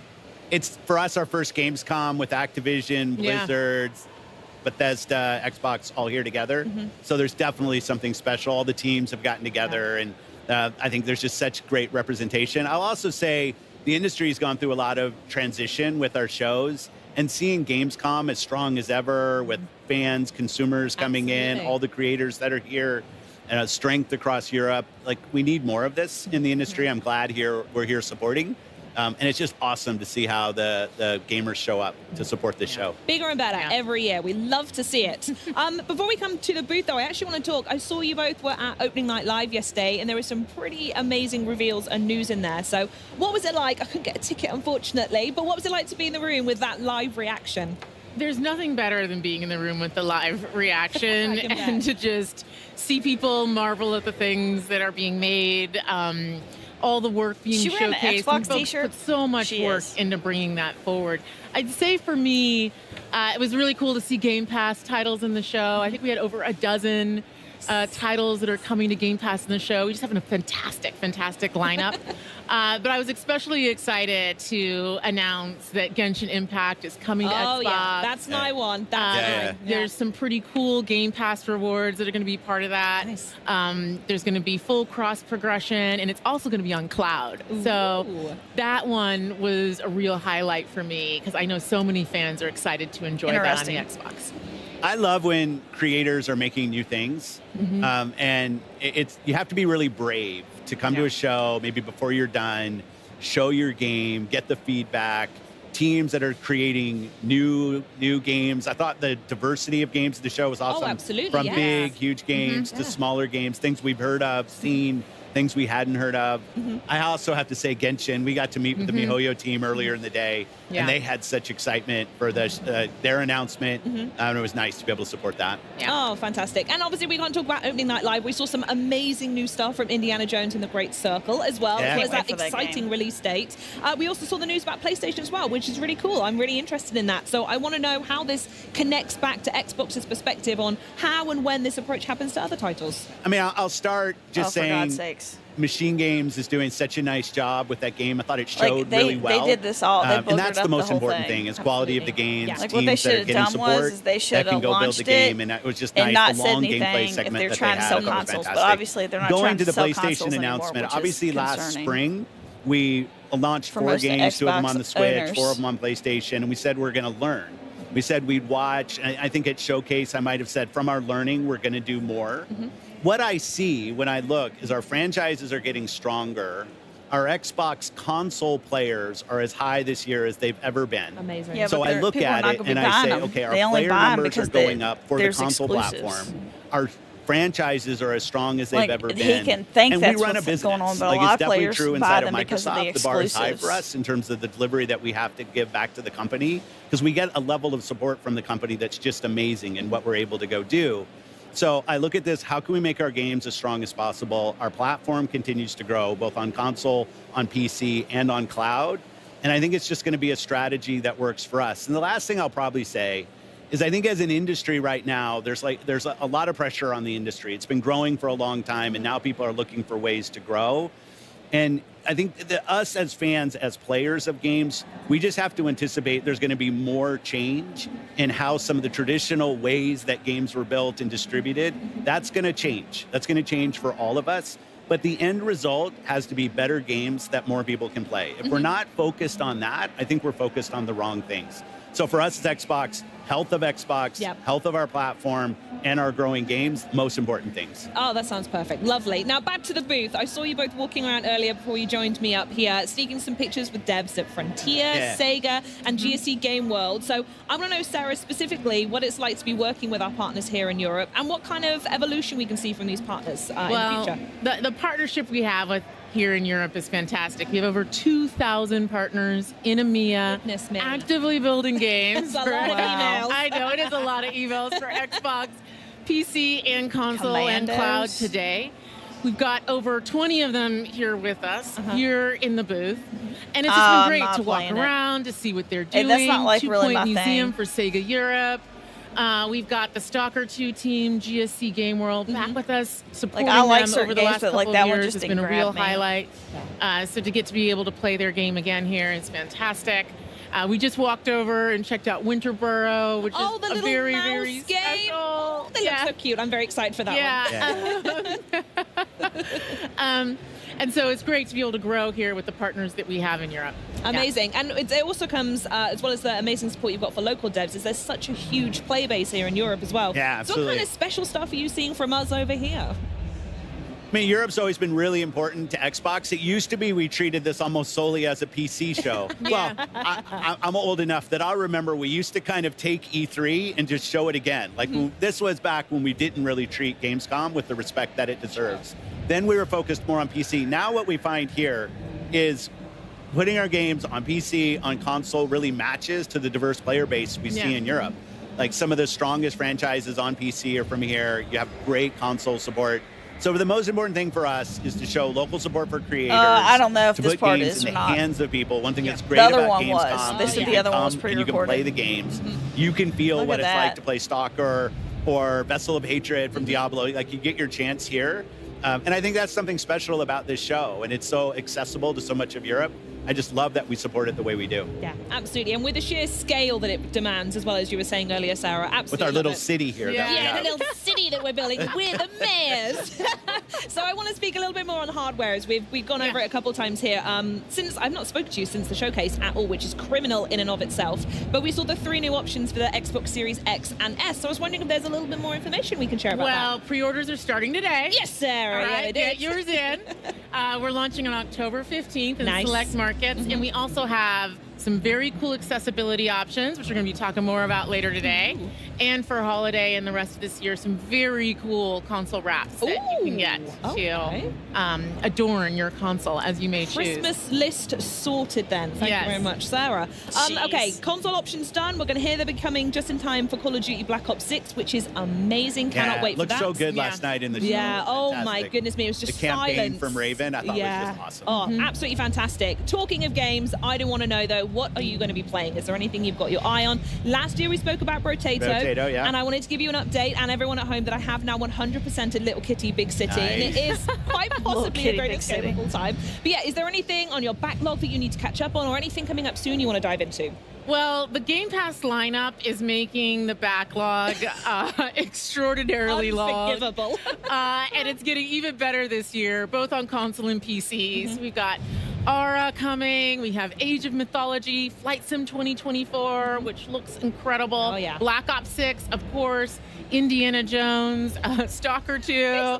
Like, it's all like, what, every month there's something pretty amazing. It's a lot of games. There's a lot of games. We like games around here. But I would say, from a personal perspective, super excited for Diablo 4, especially because my father is probably the biggest Diablo fan. So Vessel of Hatred and that coming up.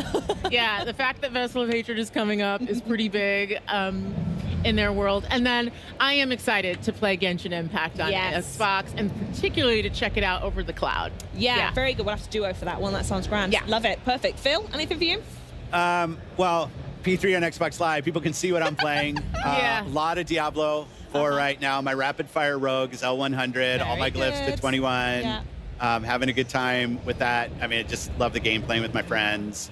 Path of the Goddess, Kinesugami, like our partners at Capcom doing new IP. It was awesome to be able to partner with them. It's something in Game Pass. As they're investing in new, like, we can actually come in with some financial funding to help support them investing in. And I just love the color palette, the boss design, just a really, really fun game. Some old school kind of tower defense-y mechanics. I love that. One of the things I get to do every month is I go through the ID selects with the team, and we vote internally on games from different ID developers.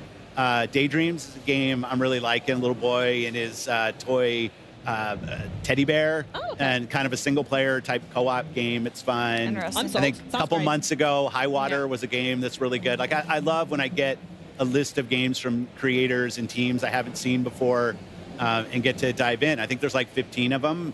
I play them, and my vote's just like anybody else's vote in terms of where they rank. But that's fun. A lot of great games, a lot of kind of new things, and things that have been around for a while. Oh, and I'm here, so I'm not doing it. My buggy in Starfield, I'm looking forward. I've been asking for Todd for vehicles. Come on, Todd, I want vehicles in this game. I'm tired of walking around this planet. And I thought the trailer for that looked really good last night, so I can't wait to drive around planets and Starfield. Wonderful. And talking of driving, I'm personally, if anyone's wondering, super excited. Forza Horizon 5 is over there. Yeah. It's the game I cannot put down. Absolutely adore it. So if they've got something new cooking, I desperately need to see new gameplay mode. Yeah. So excited. Well, thank you so much for joining me. Thank you so much for the chat. Please enjoy getting your hands on our lovely city we've got here. But I'm going to speak to these guys here, because if, like me, you've been eyeing up those new consoles, then buckle up, because we want to help you win one. Now, over to Bex with more information. Well, thanks, Charlie. So not only are these honeys available for pre-order right now, anyone watching the broadcast has a chance to enter to win either the 1 terabyte Xbox Series X, all digital edition, by the way, the 1 terabyte Xbox Series S, both in Robot White, or the grand prize of the 2 terabyte special edition Galaxy Xbox Series X. I mean, look how gorgeous that is. To enter, just head over to twitch.tv/Xbox, check out the rules and all the info in the chat. And best of all, good luck. So, next up, we saw Forza Horizon 5's new gameplay mode reveal at the top of the show, the hide and seek. We are now going to look at some new wheels that have been inspired by Dallas Maverick star Luka Doncic and, best of all, blessed by the GOAT himself, Michael Jordan. So let's have a look. All right, what's this?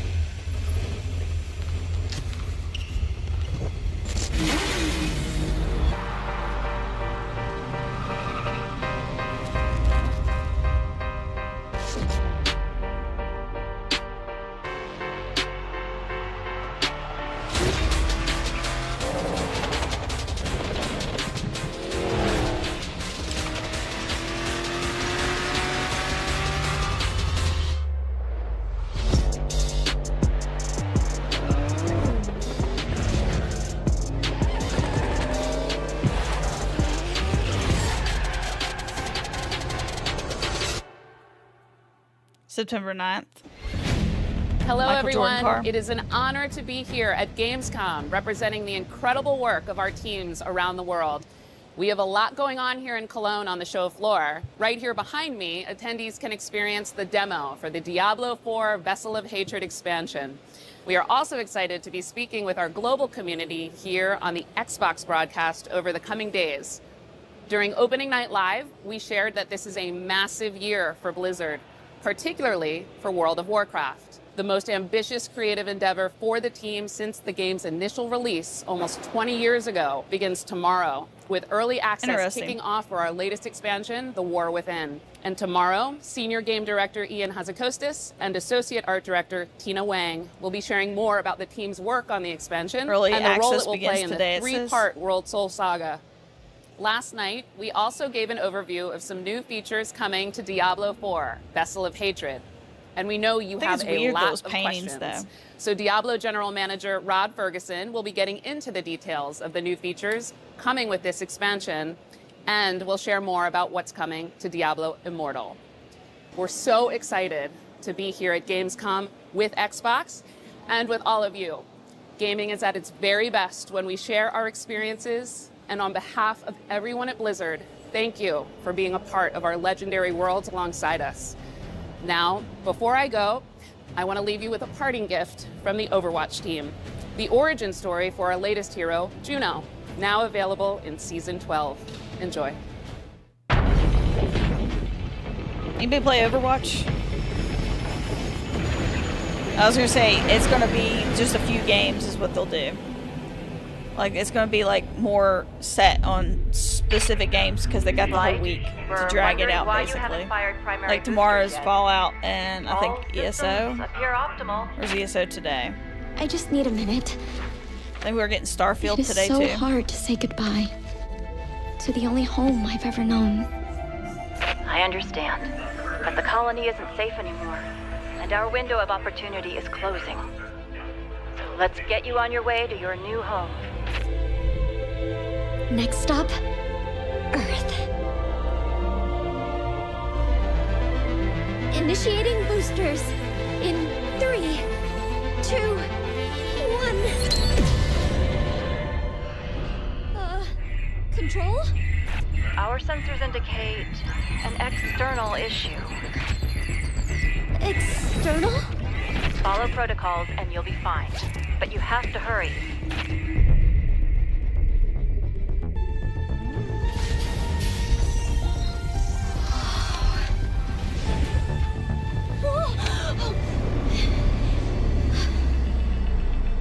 Careful. I'm going to find a way to save you. All of you.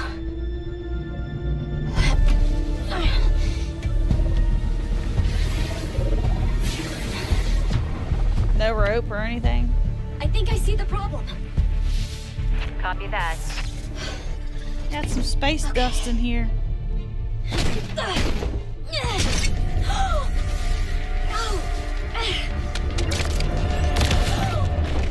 What are you doing? No.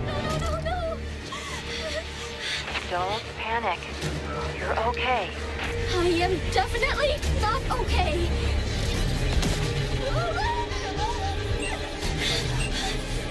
I think I can do this.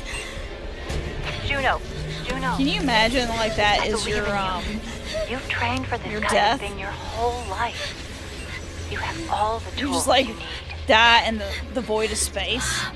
Like how terrible would that be? Okay. All right. I have an irrational fear of free floating in space until I suffocate. There you go. Space debris would be the least of the concerns, I feel like. That'd probably be the best scenario.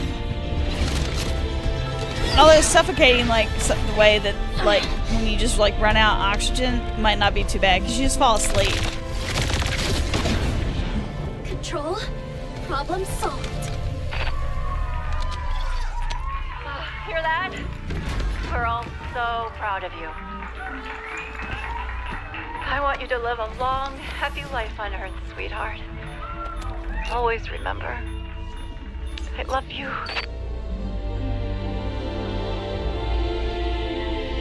I love you too, Mom. Aww. Okay, Earth. Yeah, Here that I is the worst come. part.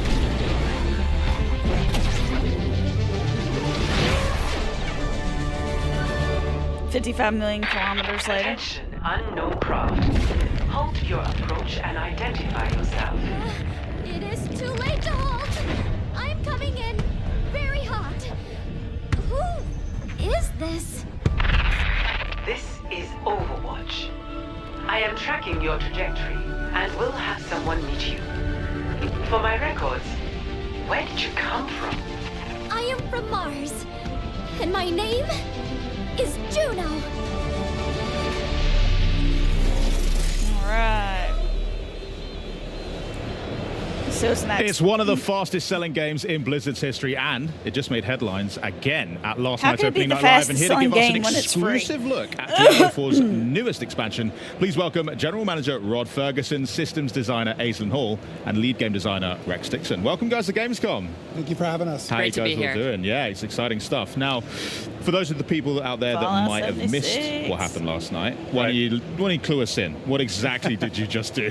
Yeah, well, last night was exciting. So our game director for their Vessel of Hatred expansion, Brent Gibson, got on stage and he talked about something that we've been going even deeper on the expansion. You know, we've talked about the Spiritborn, the class, we've talked about the new zone, Nahantu, talked about the new story campaign, but we're like, there's even more in the expansion than that. And so we really want to get into like different ways that people want to play the game. And so we introduced the Undercity of Kuras, which is our new dungeon, which Rex will talk about. We have our new Dark Citadel, which is our multiplayer co-op. And then the big thing was our trailer last night for our Mercenaries. Ah, Mercenaries. Now, let's talk about them for a sec, because this is a brand new gameplay feature. We'll talk about new class and all that kind of stuff in a sec, but Mercenaries seems really interesting. You showed off like this vignette with 4 different characters. I mean, introduce us to them. Who are these people? Why did it feel like the right time to bring it in now? And how do you hope players are going to engage with the Mercenaries? Yeah. Rex? So I think the franchise has a legacy of, followers and mercs, and we wanted to really reimagine that formula. And so we added this feature called Mercenaries to the game. There's 4 mercenaries that you can recruit. One is Rahir, one is Variana, Subo, and Aldkin, the demon child, which everyone got very excited about at the show the other night. And so there's a lot of depth in Mercenaries. So you'll meet Rahir in the campaign. He'll introduce you to this hideout called the Merc Den. And within the Merc Den, you can find these quests. You have to go on these story-based quests to actually acquire the Merc in order for them to party with you. So each Merc has his own backstory, his own personality. And then once you acquire them, you can bring them into your party with you. And essentially it facilitates a way that solo players never have to feel like they're alone again. Because now they have this friend, this partner who can adventure with them. And so one of the ways that you progress your Merc is you have each Merc has their own skill tree. And you can sort of pick and choose which skills you want them to have.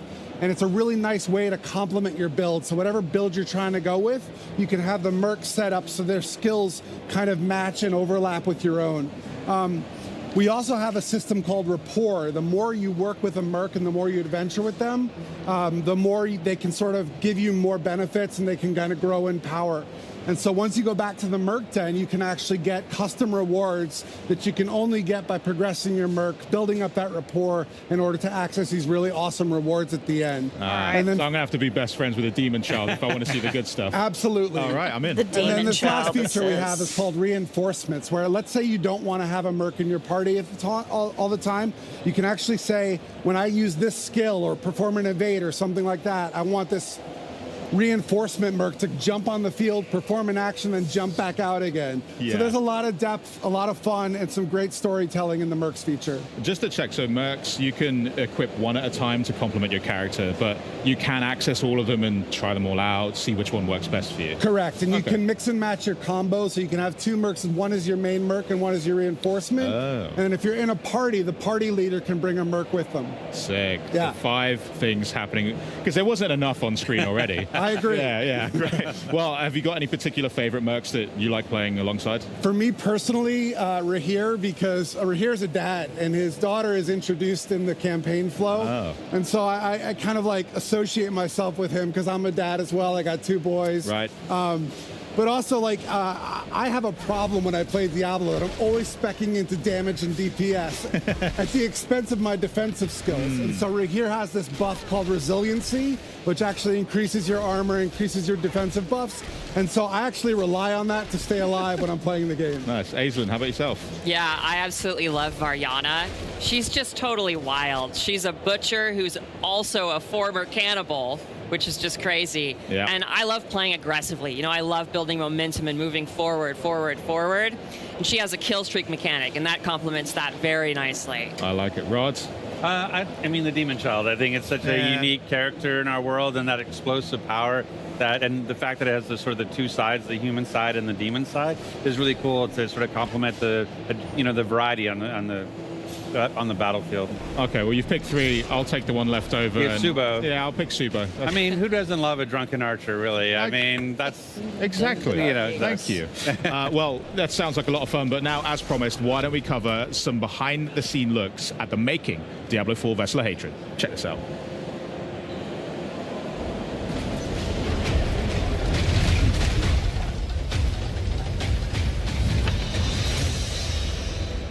Inside the game. In Vessel of Hatred, we travel south to Nahantu, a region with both deep ancient jungles and vast sprawling plains. It's the last stretch of land in Sanctuary's eastern continent, and we've packed it full of experiences for every type of player. In this expansion, there's a whole lot to explore under the dark canopy of Nahantu. Nahantu is the southernmost region of the eastern continent that Diablo 4 has been taking place in. It's the last region that we haven't visited yet so far in the game, but it is one that we've been to before in Diablo. There's lots of new areas. We have 6 in total. 4 of them are jungle themed, and then we have 2 that are Red Rock Canyon, but each one of them has their own unique identity. When you first arrive in Nahantu, you're in this place called Lingering Hatred. This is high treetops canopies where you're almost walking amongst the branches high above the jungle floor. Imagine a thick canopy that the light is just barely poking through. The whole area has been infected by this thing called the Hollows infestation. The Hollows are a new enemy that's associated with Mephisto. They themselves are kind of like a tar-like substance creature born straight out of the depths of hell. It feels a little twisted. There's a sickness to the area itself. Humans have ventured into this deep part of the jungle where there's all this poisonous plants and flora. The dregs actually started experimenting with eating these hallucinogens, and it put them into this aggressive psycho rage. The dregs were pretty fun because we were able to push more variety in the monster family. You have one of these tall dregs and then half of a body of another dreg on top of it, kind of controlling it and telling it where to go and tossing poisonous bombs at the player. When you come across it, it's very memorable. And then we've also got the area of Tenganse, where you've got the Tenganse Plateau, which is full of these red-rocked plateaus and canyons. Imagine getting up above the land. Those gigantic walls have pockets inside where monsters could live. It offered up a lot of opportunity to bring back a monster family like the Lukunai. We're bringing them back in a new way here as a fully fleshed out monster family with multiple classes. What a more brute force looks like, what a caster looks like. I think this is they are very much Starfield apex predators, and we're definitely in their territory. And then there's a little sub-area called the Skittering Earth. The name alone makes your skin crawl. It's bug infested, and you can see how the bugs have destroyed the jungles and kind of input their influence on it. Within the Field of Giants, you have these giant corpses of these long-dead demons that humans have begun to mine away at for their resources. While they've got a lot of use out of them, they're also toxic to the land around it. The notion of massive demons walking Sanctuary 1,000 years ago is really thought-provoking. Plateau's also got just this beautiful color scheme to the lighting. It's really lovely to be there. And then horrific at the same time, you know, it's great. The mercenaries in Vessel of Hatred are a group of people who we like to describe as ordinary people with extraordinary skills. They have the same level of will to fight against the demons of hell. And there's 4 mercs that you can collect over the course of the campaign. It starts with Rahir, a blacksmith and a shield bearer, is more a defensive fighter. He's able to go in there and soak up damage, use his shield as a bulwark against the enemy. You meet him early on in the campaign, and he's one who introduces you to the mercenary network. You end up finding acquisition quests for 3 other mercs that you can find throughout the course of the story. Subo, the drunken archer, is gonna work really well for people who want someone who's out of the main melee, in the back, offering utility and that kind of range support. Then we have Ariana, a berserker crone, who's a melee combat fighter, close range. She's got a really cool combat meter, a massacre meter, where you need to keep killing enemies to get the meter to be filled. She's got a bunch of really interesting utility skills that you can kind of build in. Finally, we have the demon child Aldkin, who's a magic user who can transform himself from human form to demon form and join you in combat. There's this really great reinforcement ability where you can take one of the mercenary skills and attach it to one of your powers so that when you use that skill, it calls them in to do a specific skill. With the mercenaries for Vessel of Hatred, one of the things we are expanding on is the skill tree. For Diablo 3, you had a very basic type of mercenary, but this time you can actually push a little bit more into the skill tree and make the mercenary the way you would want to play. Going through each mercenary progression arc and outfitting their skill tree so that it's complementary to your character build, I think that's where the fun in the mercenary system really lies. Dark Citadel. The Dark Citadel is a new in-game feature that's coming in Vessel of Hatred. It's an entirely cooperative player experience. All the mechanics within it are based around you working together with your party members to solve the challenges and face the first Khazra hordes within. One of the outcomes of the Mage Wars is this giant crater and all the souls that were kind of lost in it from those wars. The goal of the first Khazra, who are kind of the original Khazra, they're using the powers within the Citadel found within this crater to perform experiments to try and bring back their dark god. Are you talking about recently, Diablo? people have started going missing. They head into the Khazra region, they disappear, never to be seen again. So it's clear that whatever they're planning is about to come to fruition, and your job as the players to get in there and stop it. Citadels are a place where we take what is the best part of Diablo, combat, and we test it in a different way. Which is adding in cooperative mechanics that you have to manage on top of that.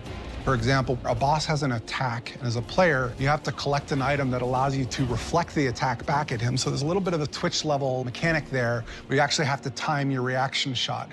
What's interesting about it is when you get multiple people in there, we're each responsible for reflecting that shot once, so we all have to sort of master the timing of that move. You can't do that kind of thing without coordinating as a team, and that's sort of the example of what Citadel gameplay feels like.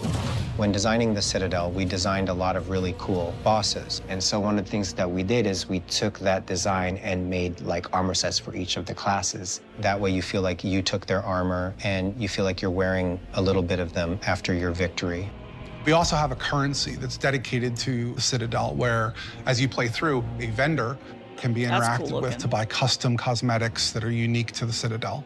You can play with 2 people, but the ideal experience is you don't enjoy them. In order to facilitate that, we've built an all-new party finder this was not even like and the community has been like pretty vocal about wanting this for a long time. It's like not quite top down, but it made a lot of sense to us to pair it with this new Citadel mode. It really is an activity that's geared towards people who love to play together with their friends or with strangers and enjoy that cooperative gameplay. I think it's horrible that everything gets taken away. I cannot wait for players to get into the world. Like, I'm really just excited for people to see all the little hidden storytelling elements that the team has fit in. So there's interesting things to find and see and discover around every corner, and it's just a really great experience getting to explore Nahantu.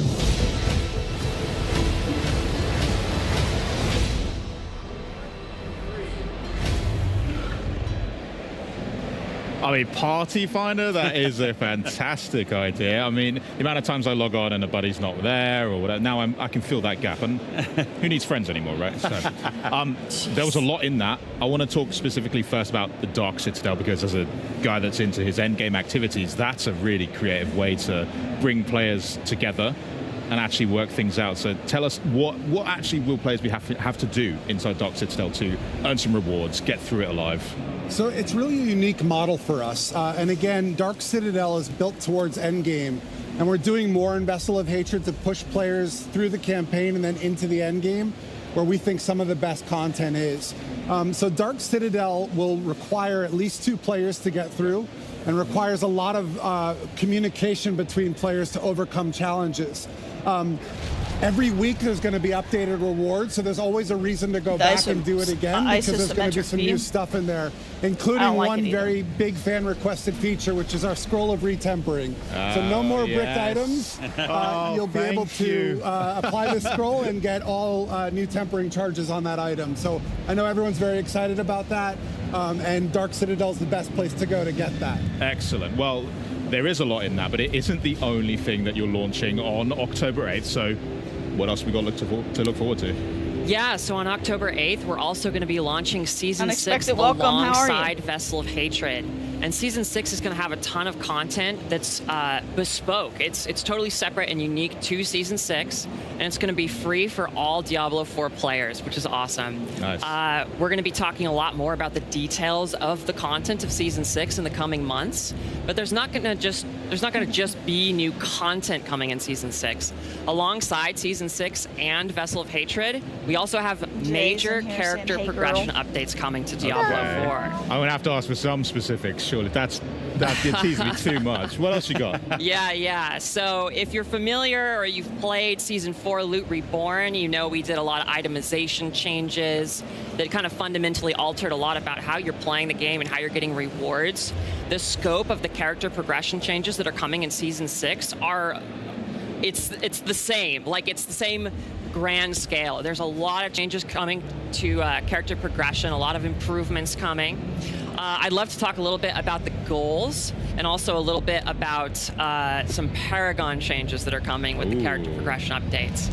Yeah, so really when we were thinking about these changes, we took a bird's eye view and we wanted to think about how can we make put the power in the player's hands of how they want to interact with the challenge that Diablo 4 provides in the game. We wanted to make sure that you could opt in to your challenge level that you're comfortable with, so that you can set your own pace in any activity throughout all of Diablo 4. And so we've applied, basically, you know, if you've played Season 4 Loot Reborn, or you've played some in Season 5, you might be familiar with the Profane Mind Cage. That's an item that allows you in the Hell Tides to up the level of the monsters, up the difficulty, but you get more rewards as well. And we've kind of applied that philosophy throughout all of Diablo 4. You can kind of opt into your own challenge and then get more stuff because of it. Sick. And then alongside that, we also have a lot of changes coming to Paragon. We wanted to add depth and choice to the Paragon system, but we know that it's pretty daunting for some people, right? So we wanted to make sure that while we were doing that, we weren't increasing the complexity, right? We want to make sure that it's still very, that it's an approachable thing, but there's a lot of cool stuff you can do with it.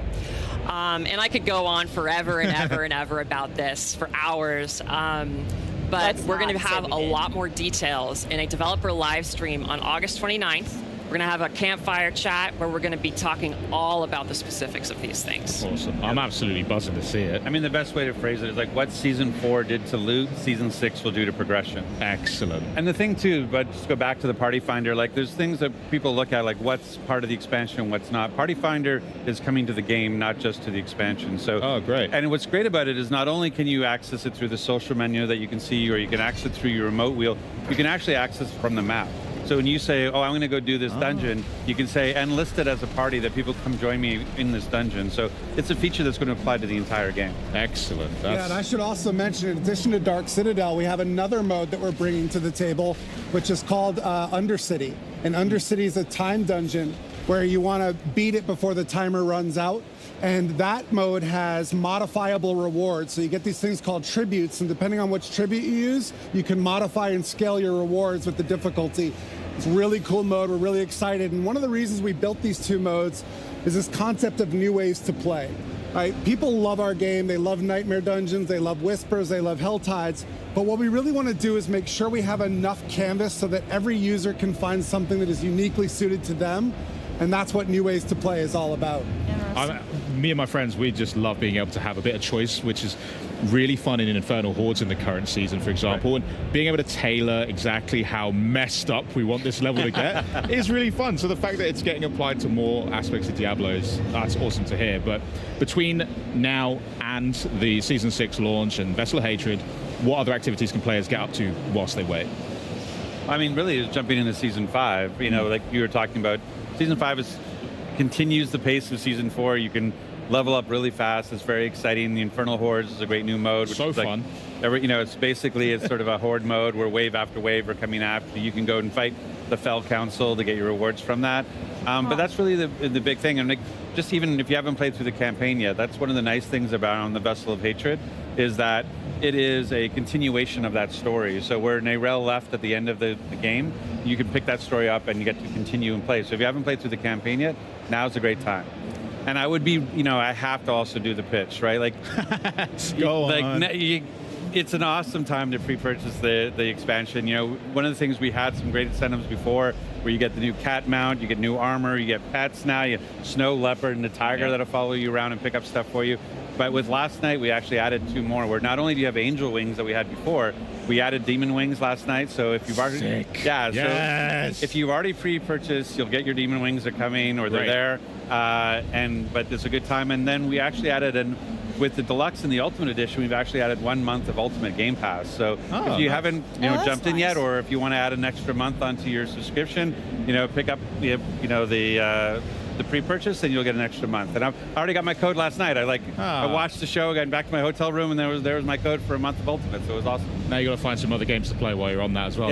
In between Diablo. Is that possible? I don't know if that's possible. That's true. I mean, I've already put in quite a few hours into the current season, and it's so much fun as is, and I just can't wait to see the Season 6 drop as well. And Vessel's looking great, new class as well. I mean, thank you so much. I don't know what else I'm going to play in the meantime. You guys have just killed all my free time. Well, it's great. One of the nice things is we have a demo deck on the booth here. Here we have the whole Hantu corrupted, temple, and it's actually got a 20-minute demo of the Spiritborn. And what's great about it is you go in and you can pick whether you want to be a gorilla type or a centipede type or a jaguar type or an eagle type based on the Spirit Guardians. But then when it sort of clicks in after you played it for a little bit, like, wait, these aren't 4 different classes. This is one class with this amount of variety that I can apply to it. And so you can go in and double down on the jaguar. Like my shirt says, like, if you can be a jaguar, be a jaguar, right? Like, but you also can be, you can mix and match. You can be half centipede, half gorilla, and create really cool mixtures and unique play styles. And so, it's really exciting to watch people get their hands on. This is the first place that, outside of press and content creators, people have been able to play, and it's been fun just to watch them play. Well, half centipede and half gorilla is a disturbing image to end on. Exactly. Yeah, thanks a lot. You're going to stick around because we need to talk about that. Rex, Aislinn, thanks so much for joining us. Changing gears now, though, we are, for those of you who have been counting down the days to September's Diablo Immortal major update, we've got a sneak peek at the making of Immortal's hellish bosses, including the rebirth of the Dark Lord of Terror himself.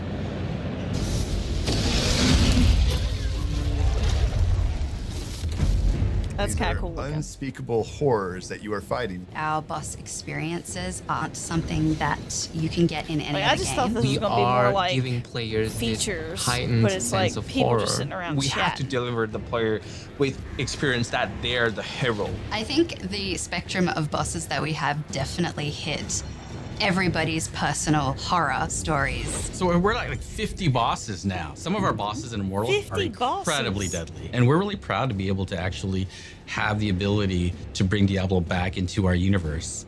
everything that Diablo does, everything that Diablo says needs to be unnerving, terrifying. It is going to be a very, very difficult battle. The music changes, the environment changes, and all of a sudden, you have to fight for your life. The process of designing a Diablo boss is usually quite organic. It really depends on the boss. Sometimes it starts with a cool mechanical idea. Sometimes it starts with kind of a narrative germ. The story team is going to have a lot of say in terms of like, what is the fiction behind the boss? And so what is the feel behind the boss?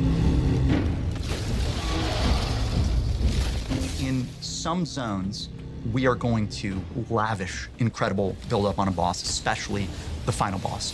In Tristram Cathedral, before you fight Albrecht, the first Shardborn, there's a whole quest line that has you exploring the ruins of Leoric Manor and learning about his past. And so at the end, when you face him, there's this context and kind of a richness to the things that he is saying to you. Your flesh will hush the voices. That if you are paying attention to the dialogue, will maybe resonate a little bit more emotionally. Do you see Eat your filthy how soul, much yeah. stronger I've become? Visions of him. Once they have the mechanics down and how they feel the battle should go, then they get all that together and then it gets passed off to art. When it comes to designing a Diablo boss, there definitely is a long list of visual elements that we go to. Spikes, demon horns, rotten skin, decaying skin, burnt skin, different diseased skin. How do we stretch the skin out to make it look really uncomfortable? We take different parts of the body and then we twist them in very uncomfortable, awkward ways. We love using different humanoid bodies and then almost melting them together. The intention in creating Diablo bosses is to instill a general feeling of unease. So if it starts to feel like we have pushed it too hard, that's usually the comfort spots. We have so many different representations of evil and horror, so no matter who you are, no matter where you're from, you can always bet that there is something in our game that is going to terrify you. Hellish battles. So we have many different kinds of bosses in Diablo Immortal. Bosses that are almost too big for the level. They're not mobile. Look at You that only thing. see the top half of their bodies. We have tanks where the main goal is to just get this big, giant hunk of meat and beat it up until it dies. We have co-op bosses that are, better with friends, working together as a team to really take on these puzzles that the bosses present. And then we have mind-bending bosses that really change the way you play the game, what your perception is of the boss. But my favorite boss in the game is the Butcher. Bringing the Butcher into Diablo Immortal was quite a journey for us because it is such a beloved character in the Diablo lore. When I was playing Diablo 1 for the first time, there was this shock associated with encountering the Butcher. You open the door, he steps out, he's cleaving you very, very fast. You're like, I've never seen anything like this before. What the hell is happening? I'm dead. We wanted the Butcher to be the real Butcher from the first Diablo. So it was kind of like, how do we bring him into our game? And what can we make more special about this particular encounter? Our Butcher is super intimidating. He's Javier, a gigantic welcome. boss, towering above the player. This is the Butcher that was basically too angry to die. He's just shoving his guts back in. He's got the chain that he throws. He's got the rush, he's got the fire coming out of the ground, and it's just a fun, nostalgic fight.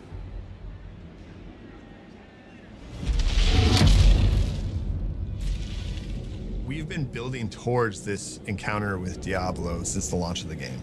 Diablo is the Lord of Terror. His food and drink is the fear of other beings. He has this very recognizable silhouette with his giant horns on his head and also down his back. He has this very intimidating smile that is signature to Diablo. Diablo having a World Stone shard means he's entering the nuclear age. He is now walking around with a weapon of mass destruction to bend reality. Yes. To perhaps create new realities. The whole team is excited. It's electric. Getting to bring back Big Red and then unleash him, not just on one boss fight, but on an entire zone, on Sanctuary itself. This Diablo is going to deliver a very epic experience, as good as any other Diablo games. It's going to be the best Diablo ever. I said it here first. It is going to be possibly the most difficult battle in the game ever.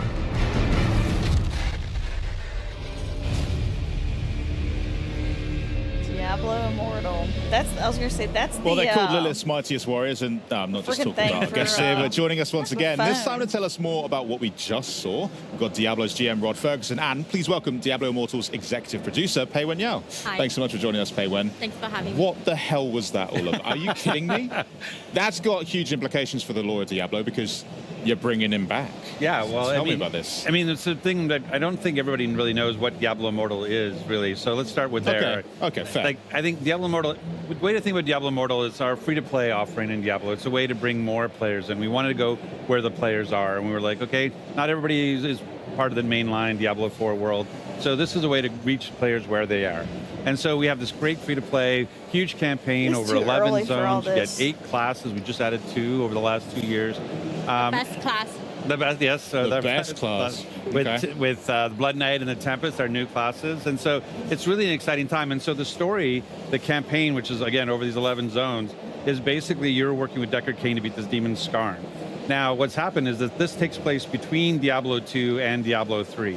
So that's why Deckard Cain's still alive, and we're able to bring Diablo back. So it's a really exciting time, and this is what this whole year has been leading up to. This is the age of unmaking. This is the return of Diablo, and they've been building towards it for like over the last couple of years now. Yeah, totally. I think you can tell Diablo is a very, very major character in the Diablo franchise, and we have that on our splash screen all the time. So I don't know if it's a plan, but this is truly the most important chapter of the story, that where it starts.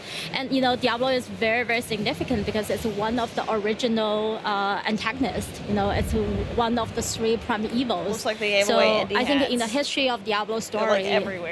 Diablo story, Diablo world is Diablo has this reputation of corrupting people's minds, corrupting humanity, and twist people's minds. So when it comes down to the word, that means something is really going down. So what does that mean for the people who are here at Gamescom? Do they get to experience that now, or what experience have you brought for them on the booth? Yeah, so, first of all, 4. we're really honored to be here, Gamescom. Like Rod mentioned, Diablo Immortal is our first take of mobile version of Diablo world, on the phone, on the small phone. So our mission is to reach more audience, and that's why we come here at Gamescom.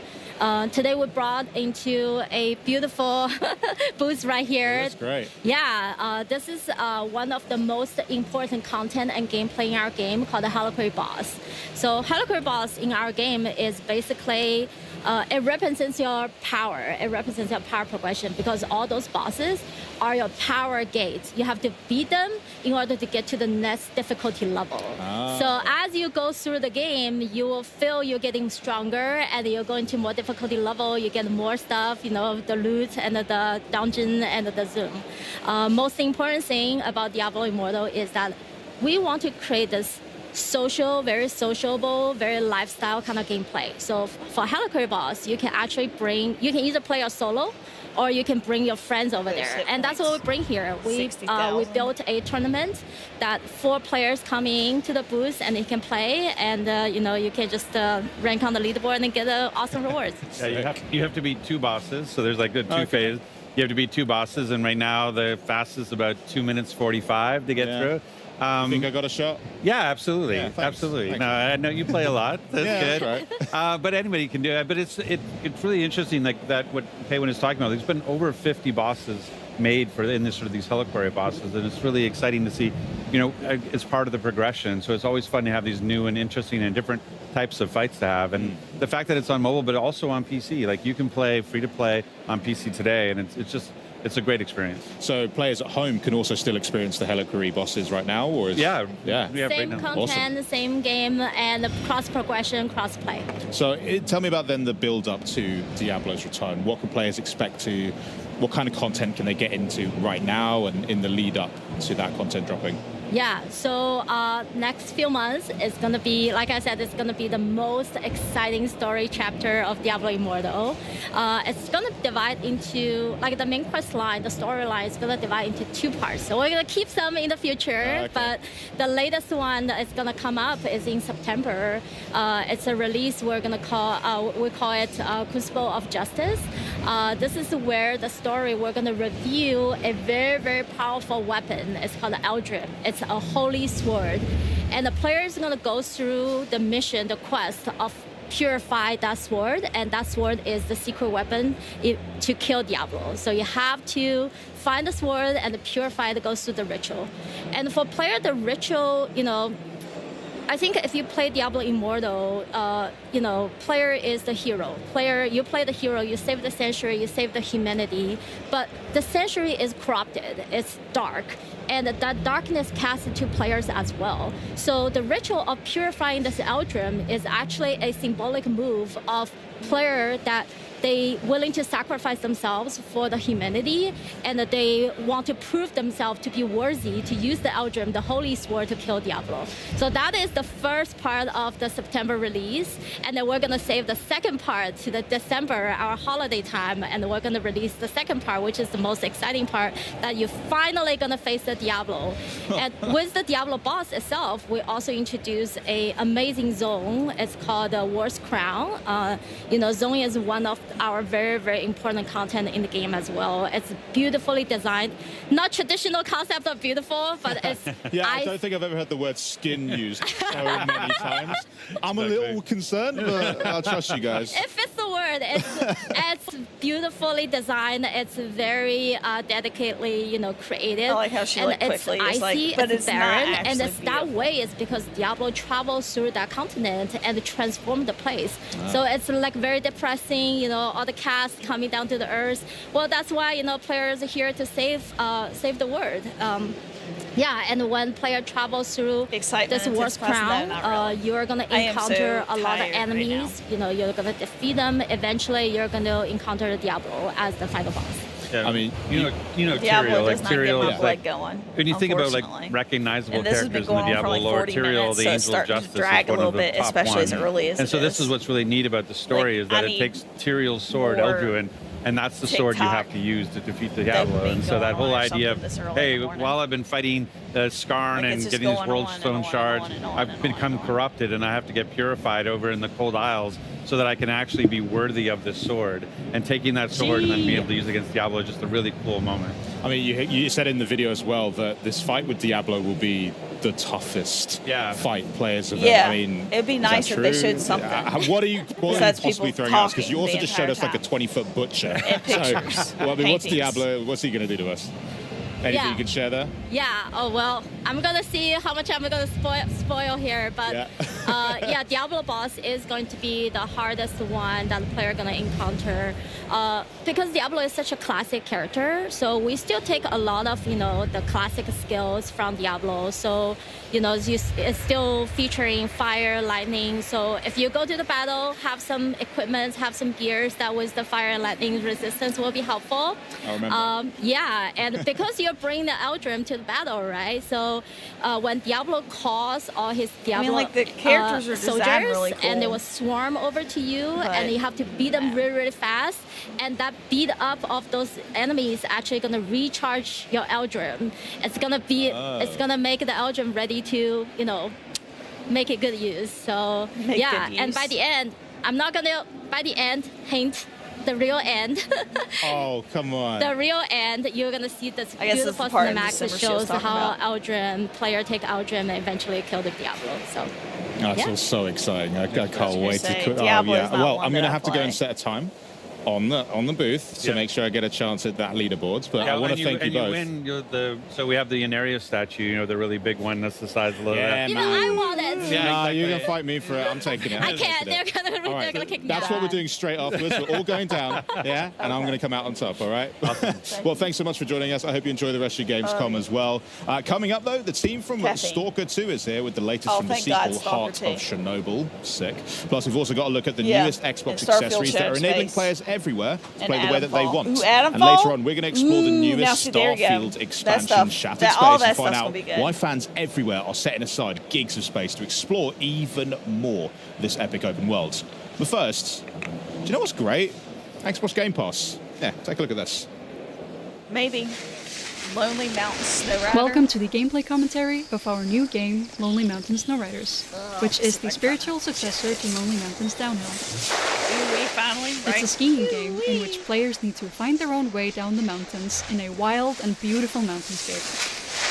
Our most important new features are a real-time online multiplayer in which up to 8 players can play cooperatively or in a competition, as well as a new trick system that allows you to pull off awesome-looking flips, spins, grabs, or super cool combinations of them all.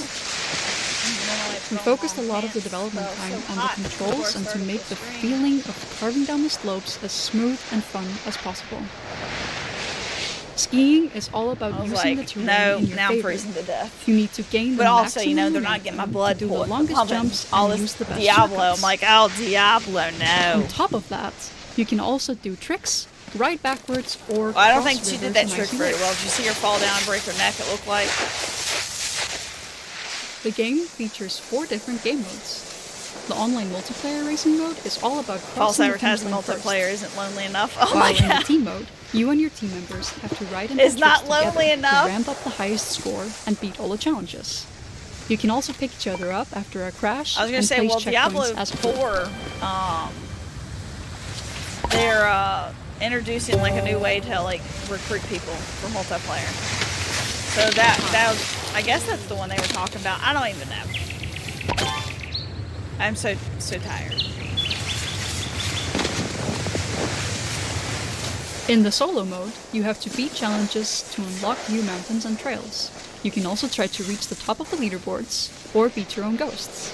This is the mode that will be most familiar to players of our previous game. And last but not least, there is the new The Zen game mode. is too intense. Here, you can This ride one? all trails without any I kind think of it definitely pressure is too and intense. It freely looks explore the super mountains dangerous. to find secret spots or just Take a enjoy the break? beautiful landscape. Whether you're playing multi or single player, you will gain experience to level up your profile, unlock new ski types and trick poses, and a large variety of customization Oh my items. god. Thank you for taking the time to watch this video.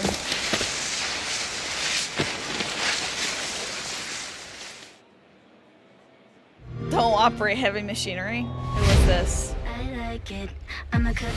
See, this is the stuff I need. I need something that's like this. Music going and like fast cut scenes. I need something. Like they could have done this like 3 times in the middle of that Diablo thing, because good God. That just drug on. It was like over 40 minutes of them talking about Diablo. I know it's 2 different games, but still, my God, they could have broken that up or something.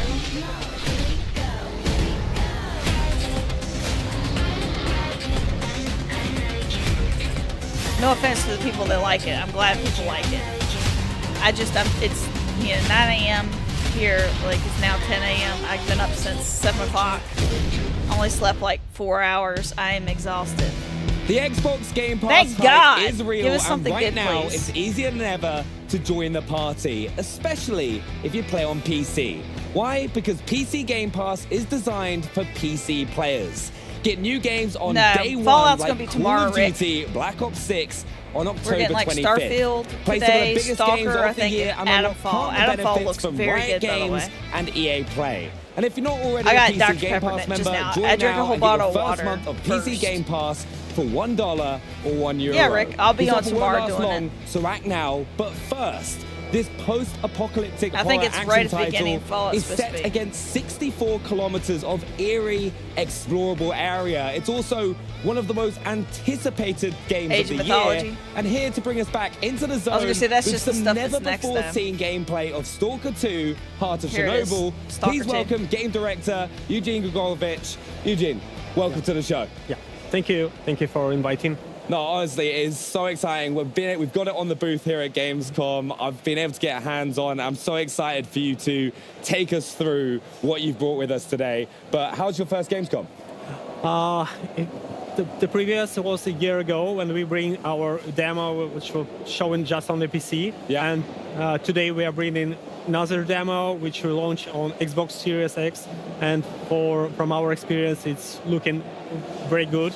And we are happy for what we bring here and what we get the first impression from the players and the press. And for now, I'm happy from what they are telling us about the Xbox build. Yeah, honestly, I got to have hands-on with it, and it is so much fun. Because what we're going to do as well is we're going to hop straight into the I was going to say, into Brandon, the gameplay. I don't know, but they had to develop this so game in anyone between a war. watching who's Like some of them excited actually to see was recruited Stalker or 2 for the drafted first or time, whatever. if they haven't already, can see what they're going to be getting their hands on. So what are you kind of... So are we going to bring the gameplay up? So we've got it on our screens. So as we go, if you want to talk us through this gameplay, so we can know what we've got coming up. Yeah. I'll take this part. So here the player is doing his first quest, and he got a scanner, a device. Player at this point doesn't know a lot about how it works and what it's for. He just gets information that it somehow recharges an artifacts that's put it inside it, and that if it got successful, it's gonna bring a lot of. I hope this is good. I've not played the original Stalker, lot but I of, do let's want to play say, this one. money. Yeah, maybe looks something really good. else.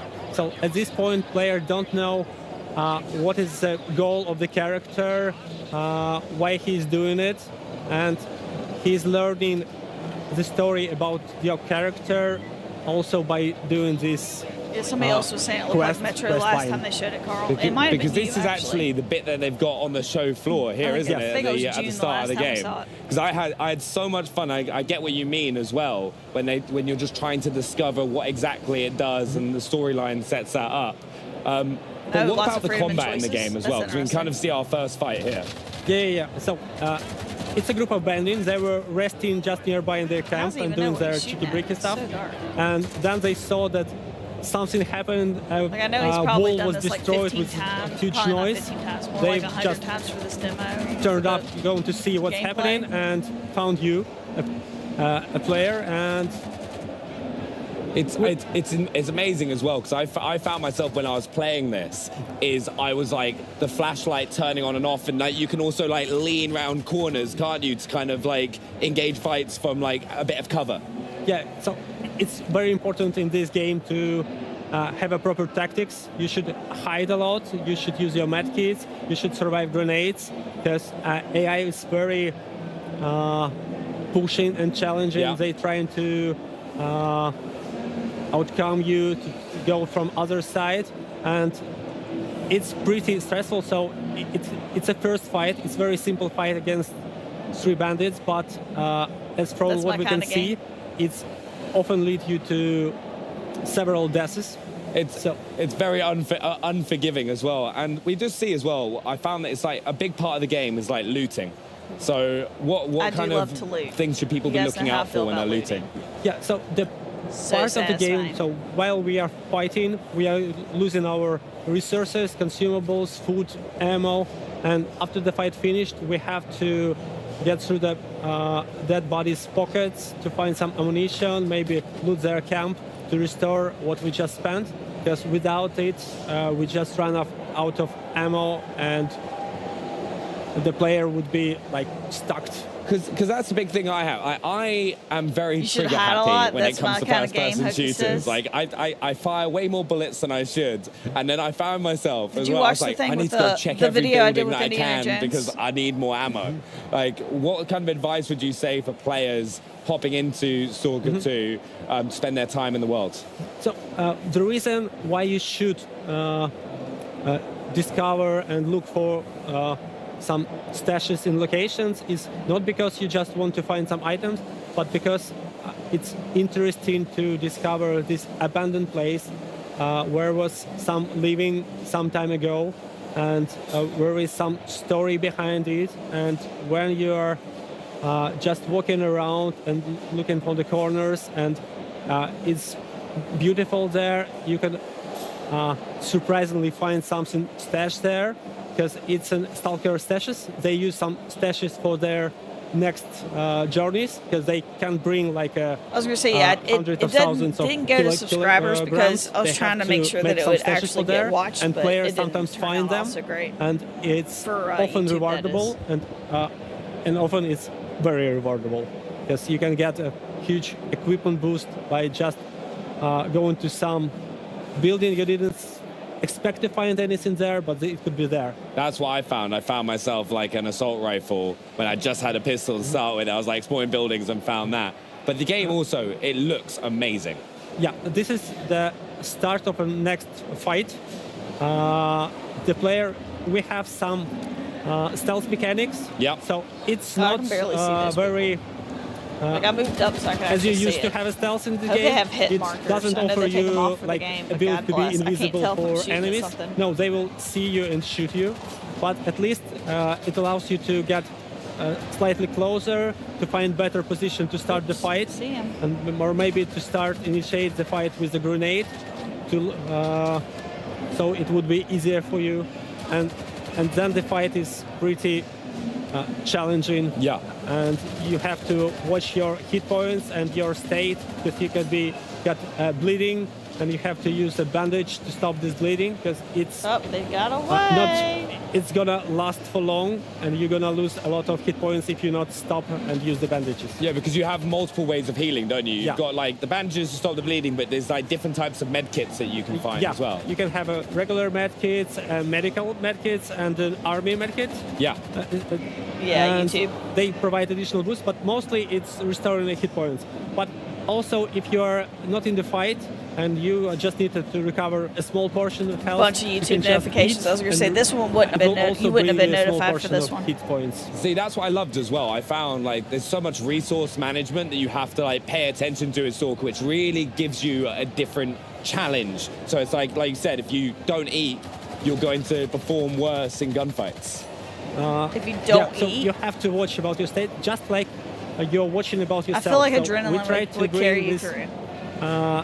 Simulation or atmosphere as you being the real human that goes to Chernobyl Shaking off the explosion dust. Welcome. area How are ya? with your backpack, with some food, and you just have to do the same things to survive in the game as in Like, how do you life, know 'cause that you that have gun to was eat, there? you have to sleep, you have to like you fall, you broke your leg, you have to use some medkits to survive this, and that's what we are doing pretty here. good, man. Yeah, no, I Bloody honestly, like, it's one of those things. I'd recommend it to anyone if you haven't had the chance to just play the original Stalker as well, because when I got to play here, you just think and approach gunfights so differently because there is that like risk element, and some of the enemies. Like, I was jumping out of my skin because I was like a camouflaged opponent. I like how they have that I the came across in the Xbox demo controllers here at right there for Gamescom. people to play with. And, if they're, like, if can they you have tell us a PC little bit more about the and they use a enemies controller, that we're going to face? like I do. Yeah, so the zone is inhabited by different factions. There are factions that came from the first Stalker trilogy, and Look, it's there are handmade. new factions, and they have a story behind them of how they appear, what is their goals, and for the player, it would be interesting to uncover and discover these stories. And it's important to mention that from one walkthrough, the player won't know the whole story. Yeah. So you had to have several walkthroughs to get all these pieces together, or you could discuss it with your friend who choose some other path, and you can share the information about what you see to each other, and you uncover, oh, I didn't expect that it would happen like this. Yeah. So it's, You want a sniper rifle? For me, I find it should be interesting for people to If it's discuss gonna be this dark, their I need one with experience night vision with on each it, other. or thermal. Yeah, we also saw just beforehand, right, we can actually see the scanner going on right now. Can you talk us through this?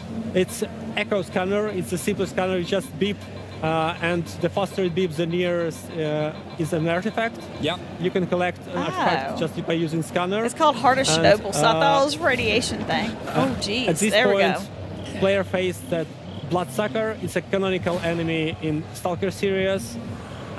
He has an ability to become invisible for player, and we found that from the feedback of the players and from what we see that he's doing quite challenging thing for the players. And But also it's very rewarding because when you start playing the game and you start facing some challenge for the first time, you may die, second time you may die, but after it becomes easier for you, and at some point you become master of the game. Everything is easy for you, but it takes time to learn the game. This terrified me. Like, honestly, I was there going like, wait, at first I was like, what's attacking me? And I was like, how do I counter this? And I was like, suddenly realized there was a camouflaged opponent attacking me. It's like, I love that in this game though, is there are so many challenging enemy components, whether you're fighting bandits, whether you're like fighting these sort of enemies. And then I was like looting everything. I became like a loot goblin, where I was going into every building and just trying to find as many med kits so that I could stay alive. And there is also a lot of pieces of content just near the locations. This is not a main quest. It's often not a side quest. It's just some encounters or narrative little stories to bring you an experience of discovering this real location, real zone. And it's not a fake world. It's full of small pieces. Yeah. And for me, I find it very interesting to discover. Even if I know the game pretty much, still the world map is so huge. So even for me, going back to some locations makes me feel, oh, I didn't expect to find it here. Wow. Oh, they bring something here also. So for me, it's also like Resident Evil. I feel the same. Yeah, it does look wow kind of Resident effect when Evil-like. I discover something for me. You really get rewarded for spending that time to look around the world and kind of try and find those caches, and it's going to pay dividends.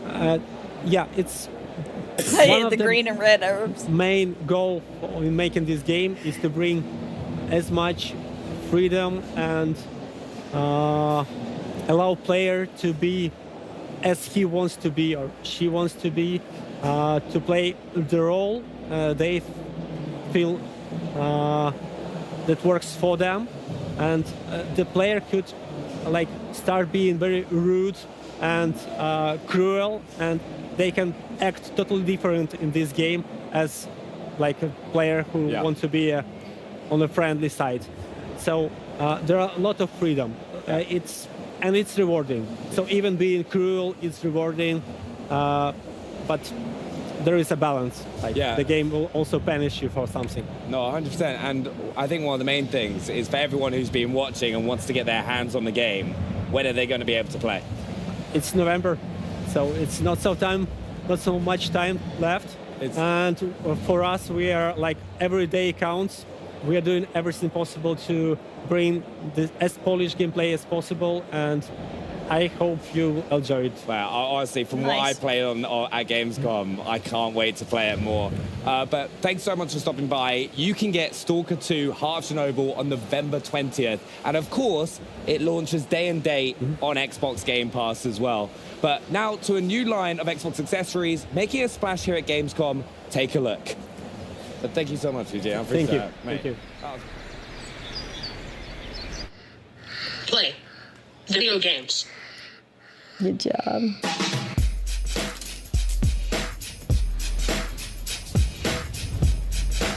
Leo has issues with his motor ability. He doesn't have access to a lot of things. There's so many disabled people that deserve a shot to be like everyone else. I want to be a part of this world. So this is my Xbox adaptive joystick.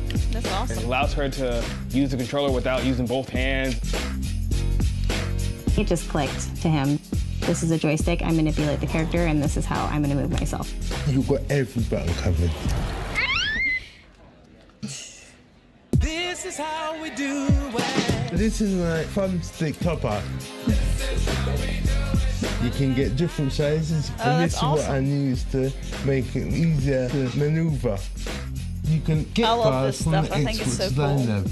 Then you can go somewhere else and get it printed. Be yourself, design it how you want. You're playing with your Xbox controller.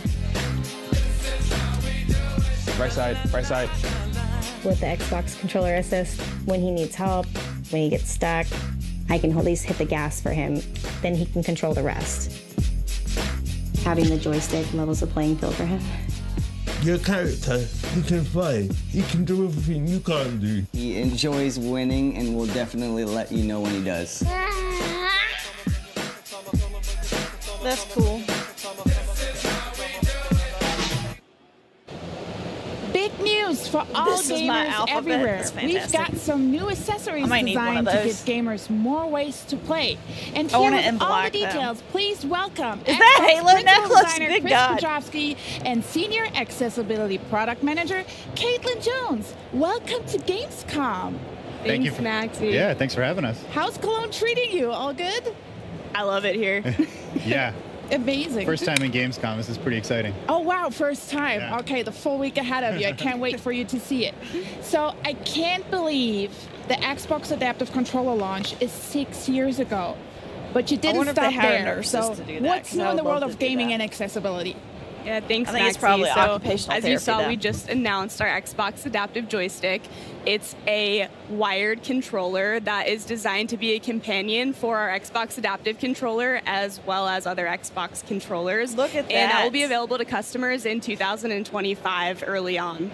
I just in love that. 2025.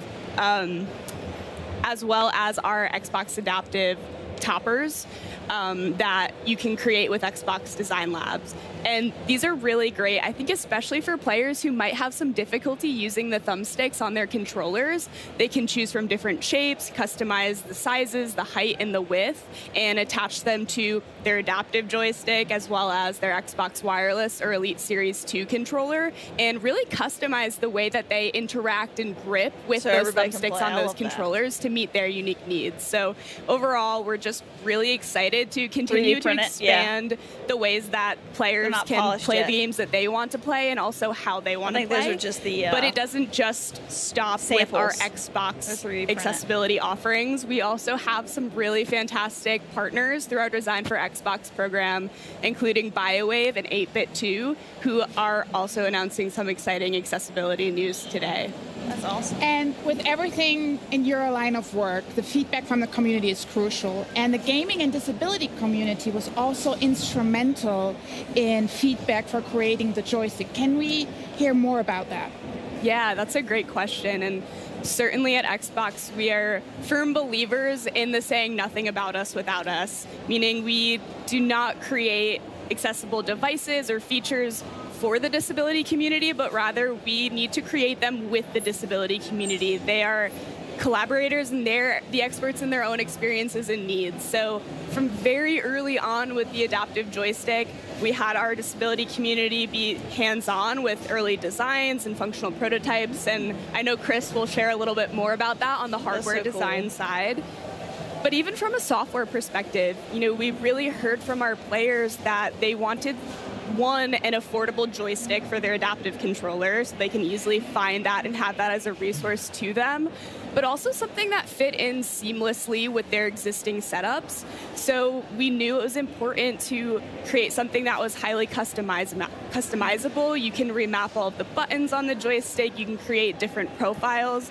You can connect it to your Xbox Adaptive Controller for a full adaptive setup, but you can also use it without your Xbox Adaptive Controller. You can plug it directly into your console or PC and use it alone, or employ Xbox Controller Assist to link it with another controller and kind of play that way. So all in all, the disability community's involvement is absolutely critical in everything that we do, and we're so grateful to have them as co-collaborators and designers in these processes. So many options. So how did the community feedback inform the final design of the adaptive joystick? Yeah, like Caitlin mentioned, we're always looking for that feedback. And for this device in particular, we actually visited a hospital in Seattle that uses gaming as therapy for some of their spinal injury patients. Oh, that's cool. So what that means is we went there with a box of prototypes, got feedback on the grip size, the shape, the number of buttons, where the buttons were located. They liked some of the stuff, they didn't like some of the stuff, and that's exactly why we're there. One of the most important things that we took away from that meeting was the importance of having the controller be mountable. Lets you put it in a lot of different positions, hold it stable if you're not able to hold the controller in your hand. So we added this threaded insert here that's the same one you'd find on a camera tripod or actually on the adaptive controller as well. And so that really allows you to use non-hand body parts with the controller easily. So we took that feedback and then used it to iterate on the design. Wow. And just curious, how does that process look like of creating? Do you 3D print prototypes? Do you mold? What do you do? We do both of those things. Usually, I like to start making something that goes in your hand by making it by my own hands. So we'll take a block of foam, carve that away. We'll take a 3D print, add clay to it, and then sand it away. Brandon, you're right. And I'm doing this in the design lab, in the workshop in my garage. And we're just really iterating constantly to get the feel right, to get the ergonomics right, cool. The position of the buttons right.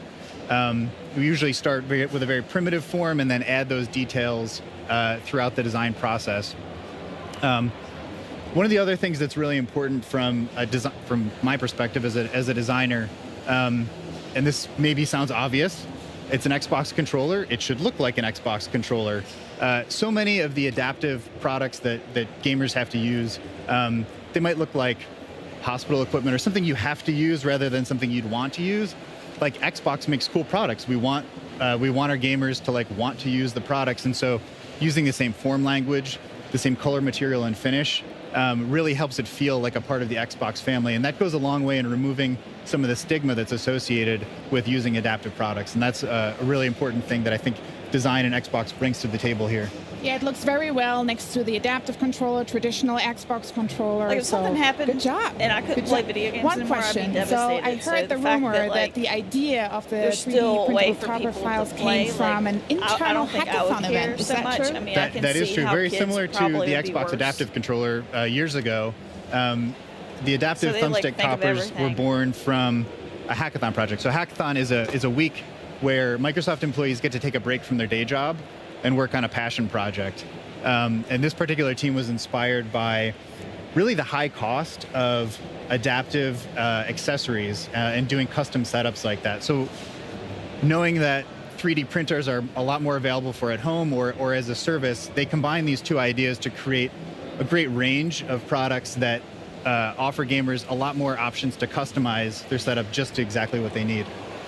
They should just start selling so much goes the files. into the creation of these accessibility offerings, and especially what did the development for the 3D printable files for the adaptive thumbstick toppers look like? Who did you work with?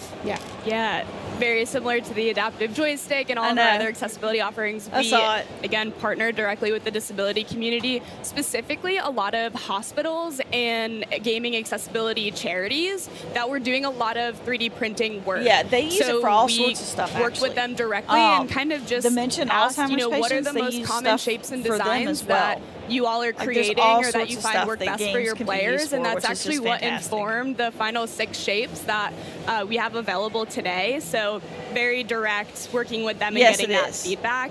Something that we also learned Brandy, though you've by been working with paralyzed or them you are is that paralyzed? not everyone needs a full-on adaptive setup. I was going to say, the fact that they do Sometimes this is just minor it's modifications inspirational, to in my how you opinion. interact Like, with your like I said, like, if thumbstick something can happened be to the me and I difference couldn't that play video allows games, like, someone to play it'd longer, be bad more enough that something comfortably. bad It can happened, also but then be like the the one thing difference that you whether really like you to can do, play you can no all longer together. do. Like So that just feels like it'd be even based more on that, devastating. we if did that want to makes create sense. something that was available, Everybody deserves to play, discoverable, yeah. and easily customizable for customers. Because through working with our disability community, again, more and more learnings nonstop, always I coming just love in. this. We did learn that not everyone has access to easily connect with these hospitals or these more tech-savvy maker communities or charities that are customizing these designs and 3D printing printer them. And required. also, That not is everyone at home knows how awesome. to 3D model and That's customize so their own shapes cool. at home. So.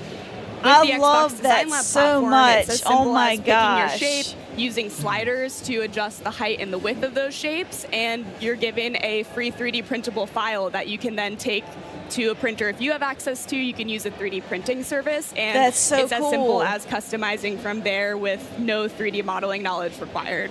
I love that. But what I love more is that you not only support the community with creating accessories, you also support partners, third-party developers in bringing their designs to life. So can you share a little bit more who you're partnering with? Yes. Yes, and exactly, I will say, Brandon. I am just personally so grateful and excited that we do have so many Design for Xbox partners who are just really committed to making gaming for everyone.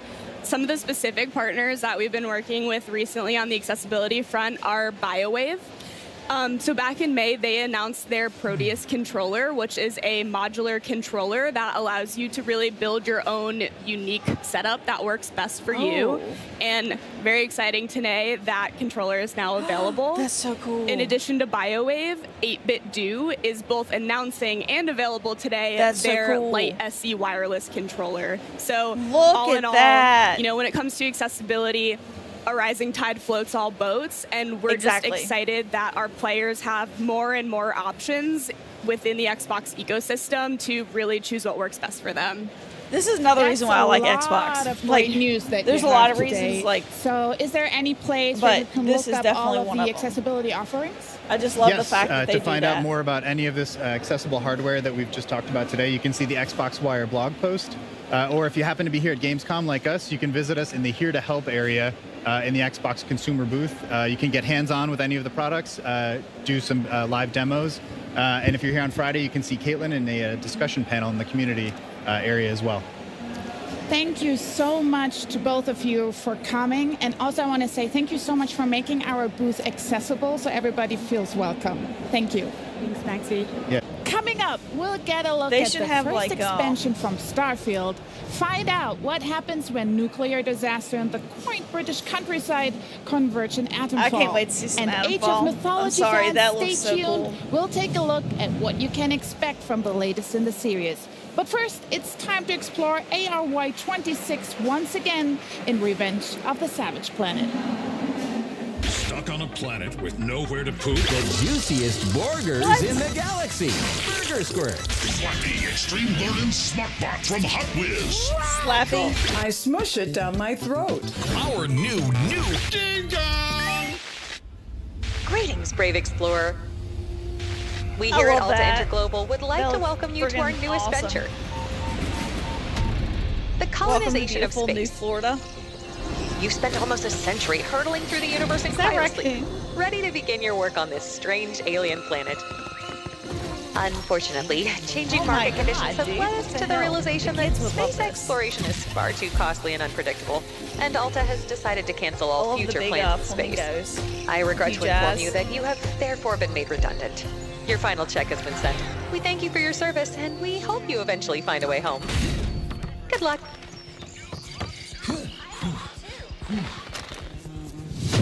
Fired.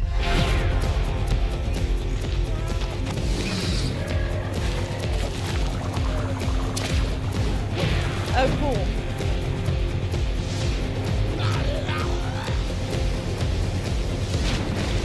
Oh, wow.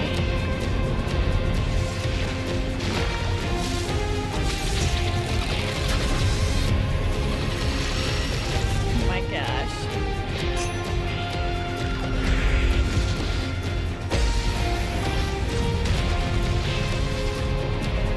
Is that roasted marshmallows?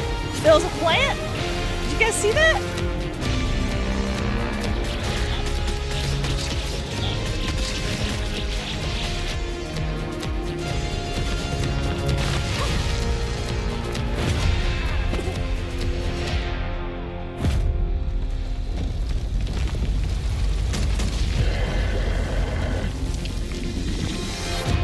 We're back for number 2. Single player, online co-op, cross-play. Cross-play split screen.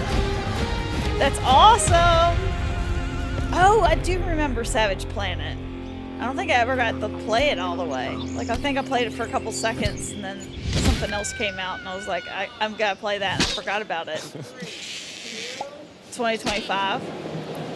That's What it. That was started as a fun. journey to the Savage Planet Tremors in has space. turned into revenge. Here with more on what fans can expect from Revenge of the Savage Planet, please welcome producer Noemi Lecourier and creative That director looks Alex funny. Hutchinson. I like it. I mean, Thanks it does so look much for very joining us. entertaining. But is that coming to a phone? Thanks for having us. Thank you. How's your Gamescom going so far? Very good. Very good. Busy. Yes. It always is. There's so many games to play, so many things to see. But Alex, it's been a journey getting here, and not only to the sequel to fans, but also to evolve the game as a whole. Can you unpack that for us? Yeah, I think it's been a pretty crazy half a decade for not only us, but for the entire games industry. So we originally began as a studio called Typhoon Studios. We made Journey to the Savage Planet. We were acquired by a large multinational. The pandemic happened. We updated the game, and on the day we shipped, that same multinational made us all redundant. So we found ourselves sitting around trying to figure out what to do. But luckily, we decided to reform. So we're a new studio, Raccoon Logic. And we've made this new game, Revenge of the Savage Planet. Yeah, and Naomi, can you kind of talk about the world that we live in with Revenge of the Savage Planet? Have we got the gameplay that we can push up? But before that, I think Alex is going to talk. Before that. So obviously, some of the big changes are that we've switched to third person in this one. It's still, a game about exploring the world, interrogating everything that you see. It's filled with wonderful, wacky, weird creatures. It's 4 planets now instead of 1 planet. I was so there's going to lots say, more to do and Stalker lots more to see. 2 looked pretty good. Yes, so we basically can survey, if you like scan Diablo, there's a everything, bunch of stuff with and Diablo. collect My God, and catalog. I can't watch Here, any more as you Diablo. explore the world, you're going to discover they did some rewards, stuff for things to people collect with as well. disabilities, like the in rewards how they are make the blocked controllers and by stuff, encounters which is kinda cool, with but alien it's not, creatures, like, as crazy. well as And then they puzzles just and started on navigation number 2 for challenges. Savage Planet. So lots of fun here. Yeah, it looks so cute. Like even the trailer, but in the trailer beforehand, it's like all the creatures. It's like adorable. And you know it's a sequel when you're swimming. Looking, but they're it happens every single time. Stabby, what's up? How are you? You go in, no water. Exactly. Same type thing. But Alex, there's obviously a ton of creativity by the team to produce an incredible world, but perhaps players' take on its obstacles can be equally as creative. So in the world, like how are players going to approach the obstacles that they face? Yeah, so we've taken a really systemic approach to open world design. So it's still a Metroidvania. You're still being blocked by different obstacles. You need to go back to your habitat and upgrade your tools to get through them. But what we wanted to do was have a Metroidvania where there's a single lock, but multiple keys. So you see different types of objects. Say if it's a cracked wall that you need to blow up, you could do it with a grenade. You could find a creature that explodes. Anything that generates an explosion will get you through. And so hopefully, as you see in this video, there's a little bit more systemic chaos than most games of its type. So there's lots of creative ways to kind of like solve the problem. Exactly. So you can have a bit of fun with it, and every time you play it as well, you're going to get those different experiences. Exactly. Another way players can make their game their own is through customization. You know what I mean? Can you talk us through customization? Yes, absolutely. So we've added tons of new outfits in the game.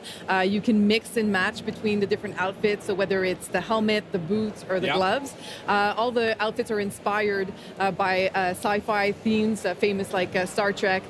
Here we can see some of the suits here, as well as like Power Rangers. So if you put on the red shirt, you get killed immediately in the game. But you reprint. What have you got wrong with the red shirt? It's just a trope. It's just a trope. You also have a habitat where you will find all the main modules, like you see here, the PC that you will use throughout the game. But there's also another section that you can fully customize with lots of things. So as you explore the world, you will find Alta crate containing Alta bucks you can spend in the Alta store on furniture, accessories, and basically a lot of useless junk to really make the space your own. So I hope players have a lot of fun with that. It's like my own flat. That looks kind of funny. There's lots of stuff from Gamescom will kind of like come with me. By the end of it, I'll have plushies for days. But co-op is such a big part of the game as well. Can you kind of talk us through that, Alex? Yeah, so a lot of the team members have worked on different 2-player co-op games, whether it was Army of 2 or Far Cry 4. We've had a lot of success with it. We think it's an intimate way to play with your best friend, your partner, your kid. And this time we've made sure you can do it in any way you can imagine. So there's not only network co-op, but there's split screen co-op you can play on the couch, and even cross-play, so you can play on any system with any other system. I love playing split screen games as well. Like I grew up playing with my brother. Like every single game that we get our hands on to do split screen, that was always the way I went and played. Perfect. Yeah, also, it's so good you've been able to return to this franchise and bring tons to the fans. This game looks so fun, it feels like fun, and went into creation. Alex, can you tell us what you think the magic is for this game and what makes fans love it so much? I think it's humor. You know, you see a lot of games that are very gray, very brown, very serious, and we wanted to get back to a world that was fun, that was upbeat, that was optimistic. We like the idea of exploring space because it's fun, and you're going to find something exciting. You're not going to find Matt Damon on the moon, you know, eating poop mushrooms or Mars. So like hopefully people see that the humor in this is in the gameplay as well as the script, you know? That the joke we always tell is that, you know, I can write a one-liner that's funny once, but slapping your best friend to their death off a cliff is funny forever. Yeah, you can just kick them off in as many creative ways as possible. Like just trying to get through that cracked wall. But also, really importantly, when a player is going to be able to get their hands on the game. So it's going to come out sometime next year, 2025. For more info, you can go on the website, Savage Planet Game, and the wishlist as well. Now. Please wishlist. Yes, please do. Yeah, and honestly, I can't wait to come and have a go with it as well. So thank you so much for joining us as well. And have you got any final words as well that you want to share with fans? Starfield's next. No, we're just looking. Please wishlist on whatever platform you like, and we'll show you some more gameplay soon. No, honestly, thank you so much. They said Adamfall. Where's Adamfall? We've taken a spin in some new wheels and a turn with a new story in Starfield's first ever expansion, Shattered Space. Starfield. But first, check out an action-adventure game about hope, robots, and the power of words. This is Dustborn. Dustborn? We need to stick together. I feel like that was a swap. We're on the run. Got me all excited for Starfield, and then they're like, words. I'm like, what do you mean, words?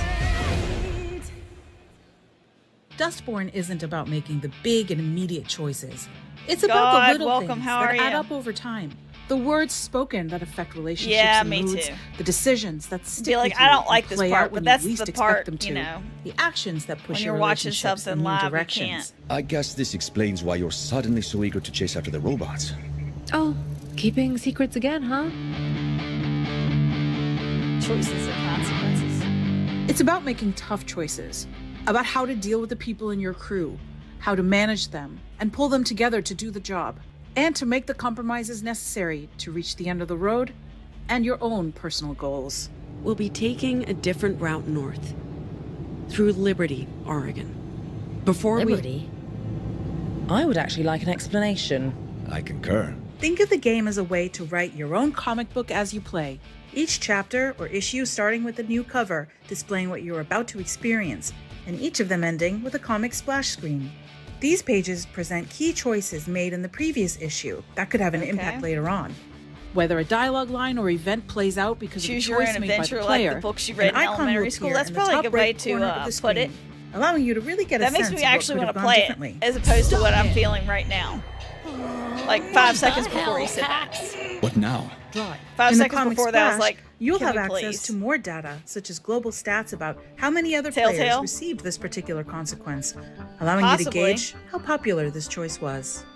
Some choices lead to crew mood change, which can have an impact on your relationship with them, but also on their personal endings. Are you like, this is how many people chose this after you choose it or whatever? No, we were finished.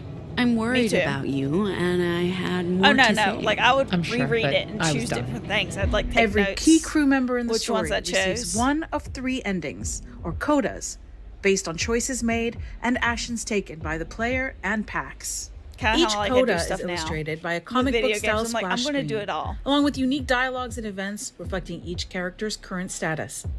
The player can at any time access the character codex to see which coda is the current favorite.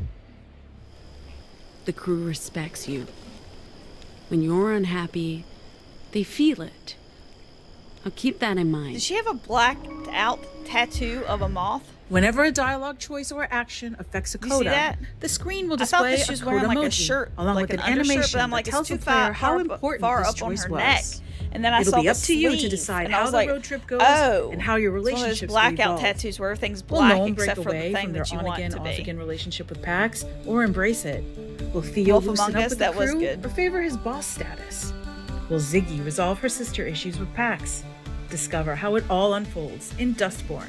Available now. What's the name of your band? Oh, it's available right now? We're the Dustborn. Did it like just release? There is a dream that haunts me. Awaken Realms? A most dreadful nightmare, truly. It tears at me. The fortress of stone and valor, which I struggled to build, is now slowly crumbling into ruin.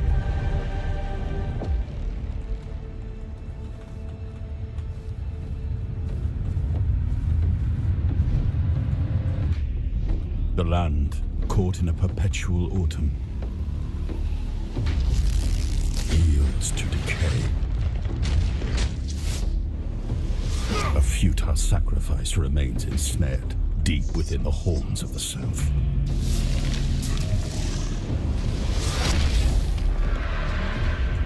A shield, now weakened and cracked by time, fails to protect my people. A profound betrayal has befallen those most loyal, yielding only despair. I am left paralyzed, powerless. Not more than a witness. My people, my legacy, everything is collapsing. That was cool looking. They hailed me as the once and future king. Only now do I understand the horror of that title. Tainted Grail, The Fall of Avalon. Q2. Look at that thing just prancing around. It's one of my favorite massive open world space Her outfit adventures, is killing and it's me. just I just got need its you first guys to ever know that. expansion coming up. Like Here deep in with my more soul. on Starfield That is a Shattered Cappy Space. plushie. Please welcome lead creative producer Tim Lamb. Hi Tim, how are you? I'm doing fantastic. Nice to meet you, Bex. Awesome, it's lovely to speak to you today. Starfield! I was like, let's he's from chat Bethesda. opening Why night is he live. showing We up had a for really this fun other look game? at a very vibey trailer about some vehicles. Could you tell us a bit more about that? I can. So we released the Rev 8. Super excited. The team is so happy to have this new element that adds to planet exploration in the game. You're so welcome. you know, we have these dynamic worlds with dense terrain, lots of very interesting obstacles, and like now those worlds are our playground to drive around on. Heck yeah. We have a lot of, in navigating that, we have vertical boost, forward boost, we have a weapon on there. It's like a lot of different minute to minute, just like fantastic gameplay opportunities for players. Yeah, super exciting. And Vasco looked like he was having a good time as well on the Yeah, back that there. looks so cool. Love that, love that. Now, let's talk a wee bit about the story in Shattered Space. It's very dark and mysterious. Could you tell me and everyone watching a little bit more about the story?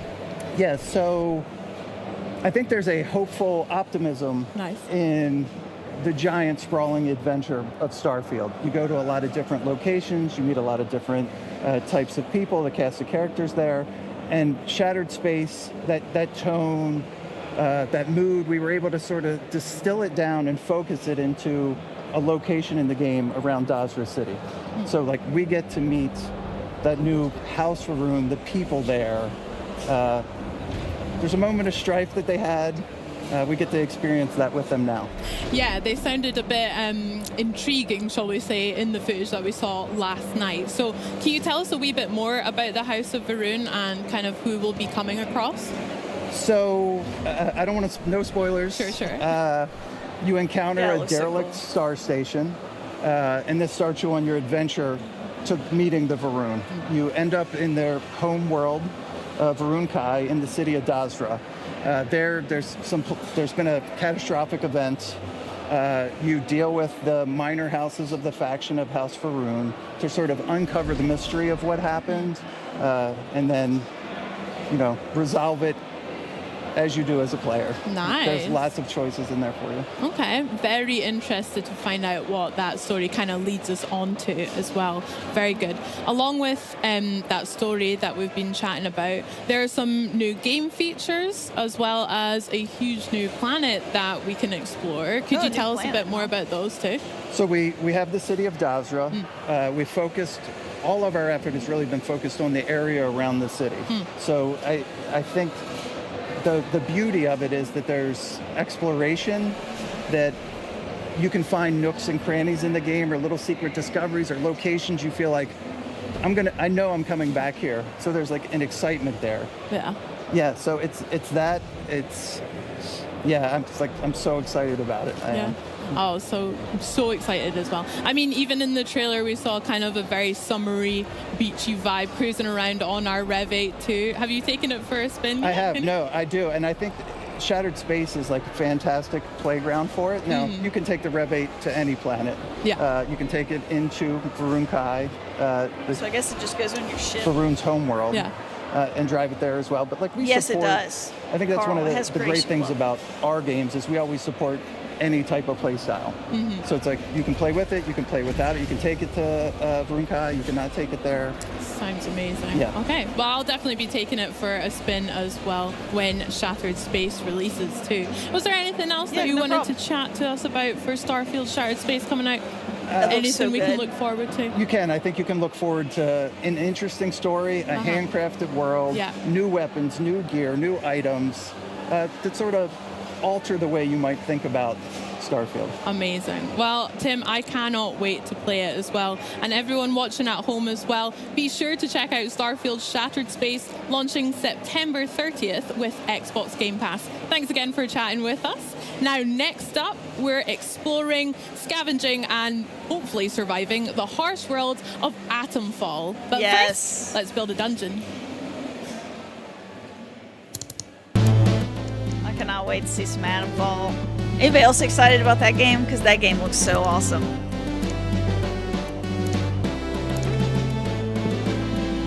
I keep on forgetting about it. That's the problem, though. Like, I need to try to write it down so I don't forget this time.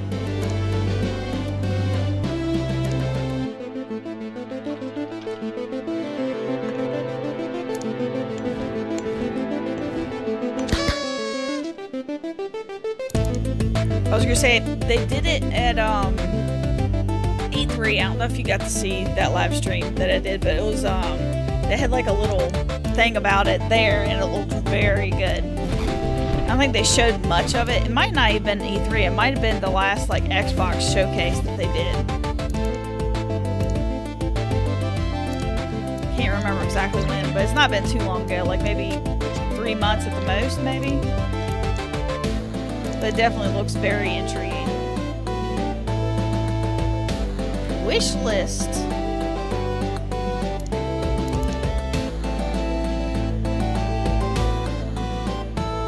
Most hypothetical game. Let's build a dungeon. Game dev simulator. Hi there, I'm James, the designer of Let's Build a Dungeon, a game development simulator that's coming to PC and Xbox next year.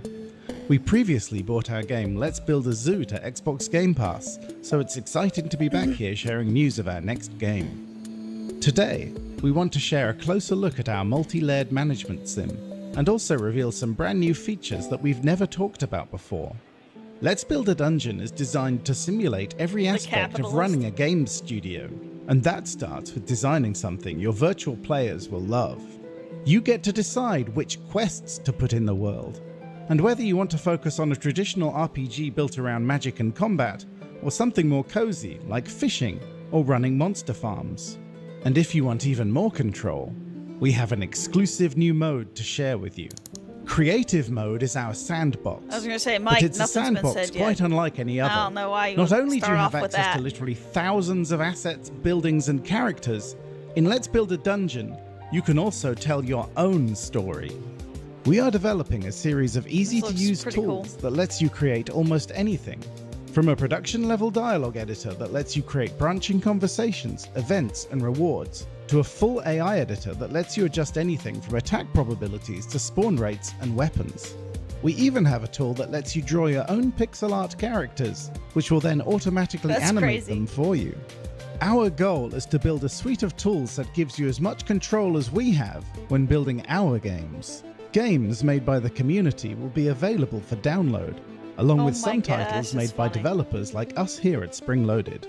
Adding these tools felt like the natural extension of our game development simulator.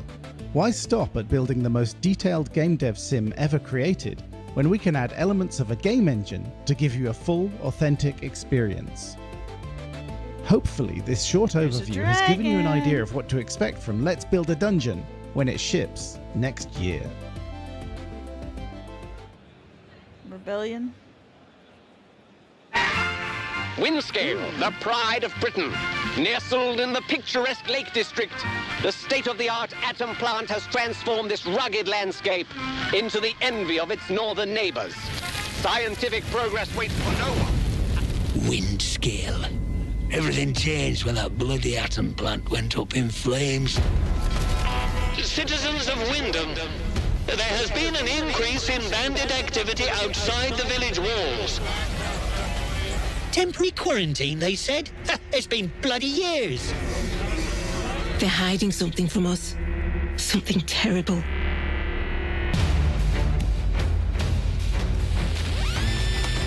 My name's Molly. You got out to trade? I got bits and bobs for sale.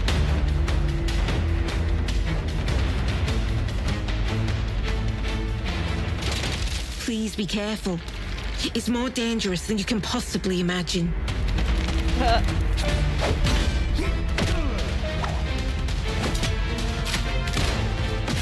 Detected.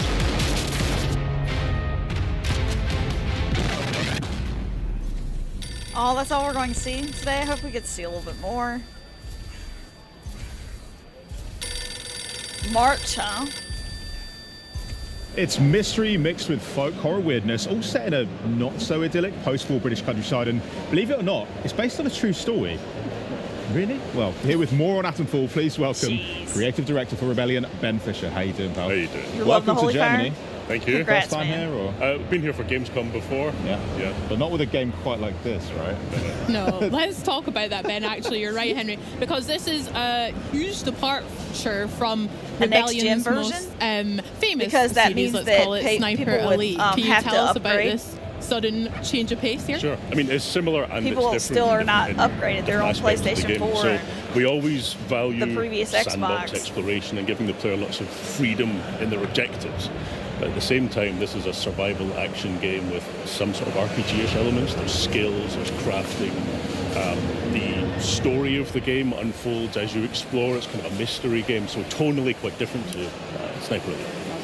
I love the exploration side of it. I mean, from what we just saw in the quick trailer, that there's a lot going on. It's not just one sort of trope that you're sticking to.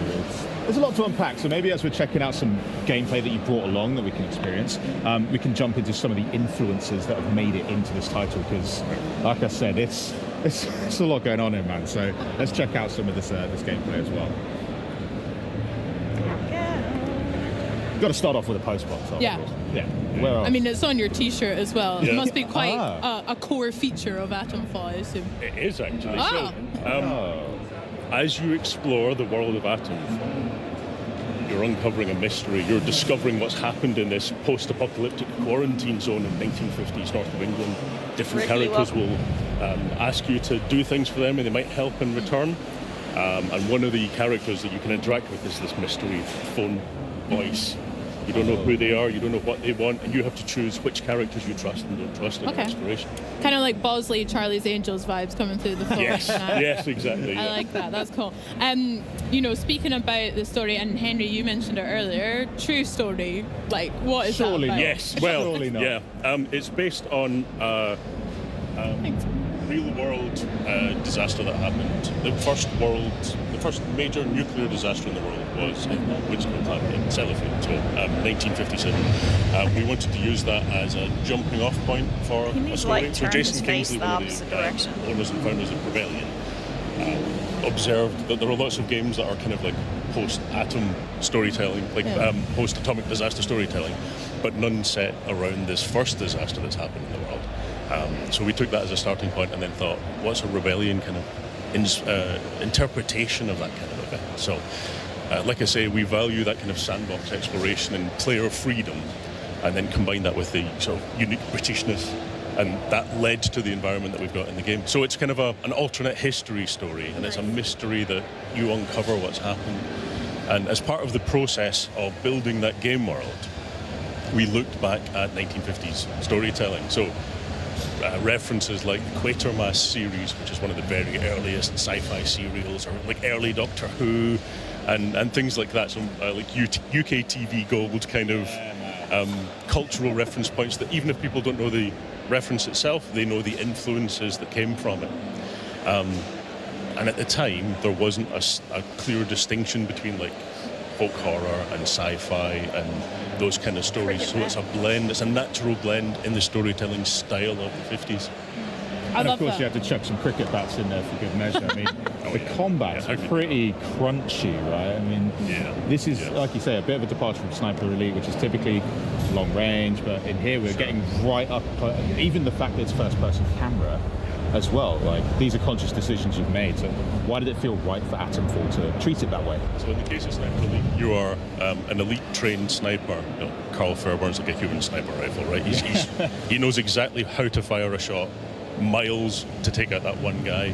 This is a different character in a different situation. We wanted it to be a mystery, so there are no signifiers of age, race or gender for the player character. They're wearing gloves, so you don't know who they are. Their backstory is part of the mystery that you may or may not uncover as you explore. We wanted you to feel more like it's not so much a war zone as a pub brawl. You're desperately attempting to survive. There's not much ammo around. The guns are all rusty because everyone's been trapped in this quarantine zone for 5 years. You're mixing melee and ranged combat. You can throw your melee weapons. You can kick people to make them stagger back. We wanted you to be constantly, desperately mixing options and scavenging desperately for resources. So there's a real kind of tension as you play, which is very, very tonally different to Carl, who's calm and controlled and reads an entire situation before he decides what to do. I think we can definitely get on board with the pub crawl element. My entire playthrough is like it's a scene from Kingsman, basically, and it's gonna feel good. It's gonna feel great. Talking about Kyle and that he's an iconic character. What about the characters in Atomfall? Our player character isn't maybe so much of the focus, but are there other people that we're going to meet that are going to be key? Yeah. So I need to have the right answer that doesn't spoil too many things. But as you explore the game world, different characters will ask you to help uncover the mystery of what happened in the Windscale plant and maybe ask you to do something when you get there. And if you do that for them, they might try and find you a way to escape this quarantine zone, or they promise to. So as you explore, you've got to decide who you trust and who you don't trust, whether you think they're telling the truth or trying to manipulate you, whether you believe the same things as they do. So it's all murky shades of grey. There's no good guys and bad guys, and it's all completely open to the player. So you could theoretically kill every character in the game, and there's still a way to finish the game. You could theoretically play through and kill no one, and there's other routes available to you. So we really pushed hard into giving the player lots of options and lots of rewards for observing and choosing what to do. So there's lots of tropish characters, lots of kind of characters that fit this world of being north of England, and also being 1950s, 1960s culturally. Yeah, I like that. I mean, as a fellow Scot, Ben, really quick, are there any maybe Scottish people in there that we can look forward to meeting? I'm sorry. No spoilers, but what we have done is we've taken like 1950s sci-fi, 1950s, or like old-fashioned folk horror type trope characters and Cold War scientist trope characters, and you'll meet those kinds of people as you explore through the game, and then still decide whether you trust them or not. Okay. So we got pub rules, we got crazy characters. They're all living in this open world that we're experiencing. Can you tell us more about that? I mean, how did you construct it? How big is it as well? Okay. Well, what Rebellion excels at is these deeply packed kind of sandbox maps. So the way that we've structured Atomfall is a series of like 5 or 6, depending on how you count, sandbox maps like the one you can see just now. And you can travel freely between them at any time. They're all thematically very, very different. And then there's loads of interiors and like large-scale, story-driven locations that you might uncover, as well as bunkers that are full of loot that you might find. What we wanted to do is really lean into that densely packed kind of puzzle box.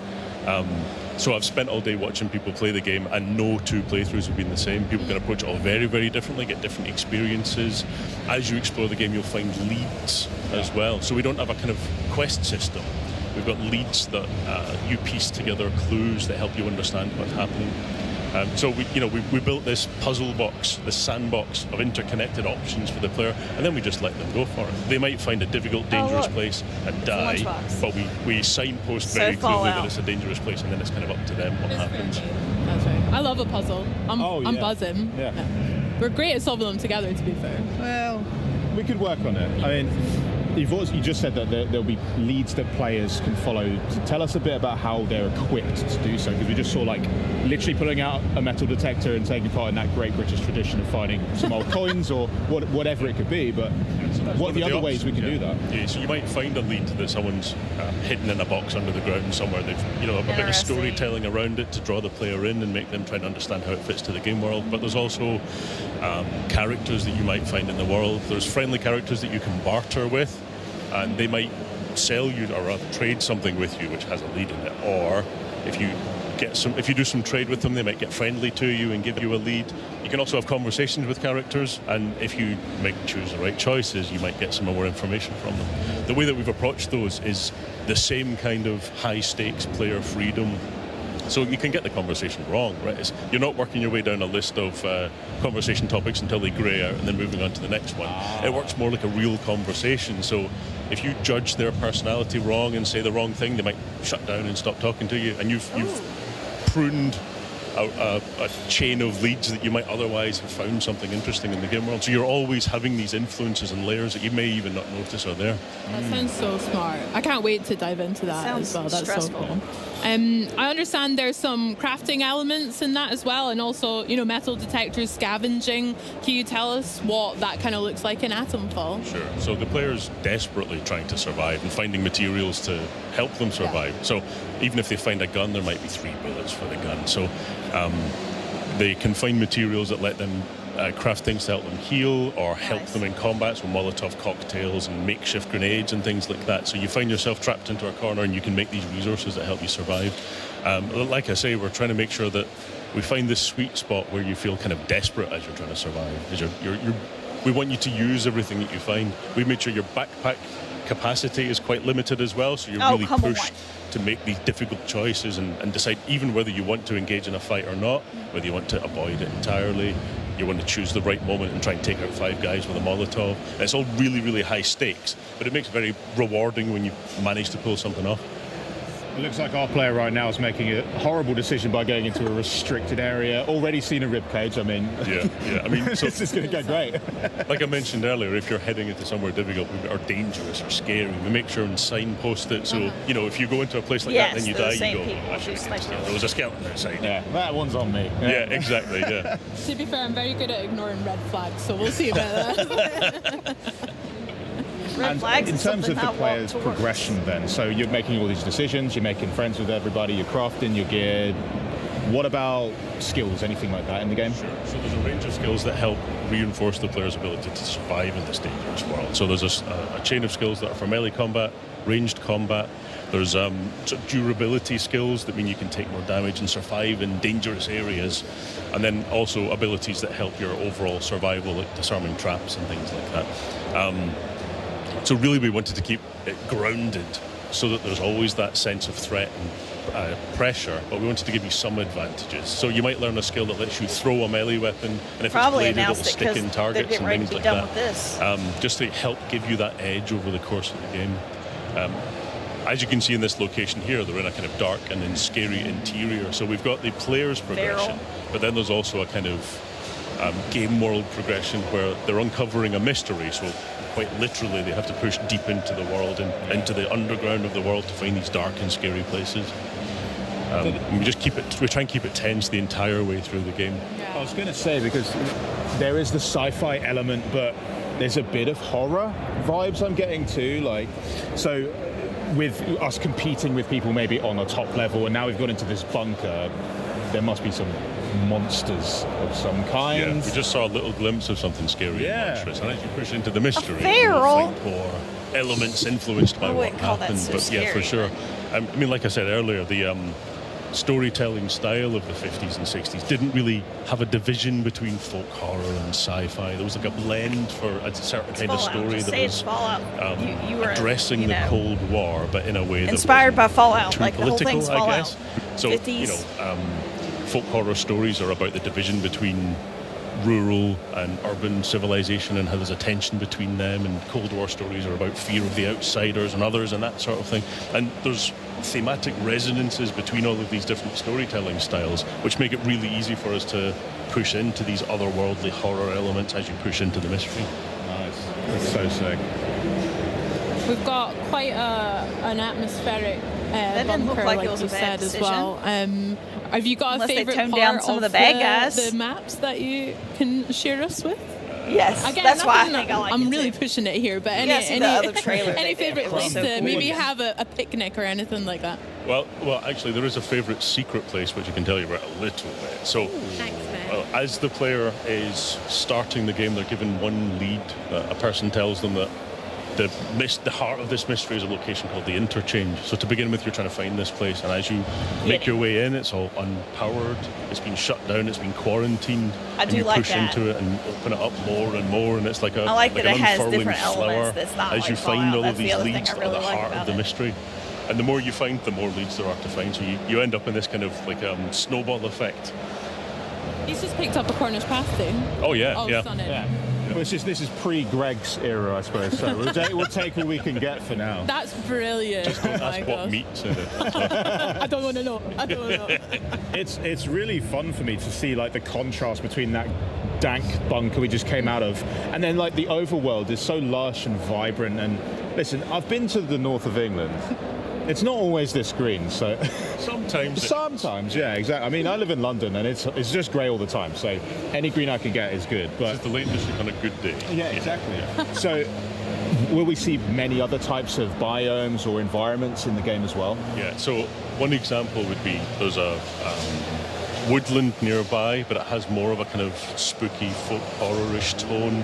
As you get into it, it feels more mysterious and occult. And there's a group of kind of pagans that if you tread wrong, they'll cut your face off with sickles, you know. Oh, or jeez. you can find a friendly character who's sort of part of that group and talk your way into their compound. So we give you all these different options to, you know, for whichever faction there are, ways to befriend them or get in a fight with them. Yeah, I like exactly. that as well. Very good. I mean, I think we, especially at Xbox On, are super excited for Atomfall and to check it out and maybe even come across ourselves, because Henry and I and Charlie have actually been scanned into the game, which we're very excited to maybe come across ourselves. Oh, there we are. Yeah. There's Henry getting his wee... Yeah, I have to say it's maybe not the most flattering, methods of doing it, but what are you actually doing to me there? Because I just signed something and agreed to show up dressed as a big baby, and apparently that's for something. But Yeah, no, what this did is you all guys just a do? massive scam. Oh, Yeah, yeah, yeah, I yeah. thought so. Yeah, thanks.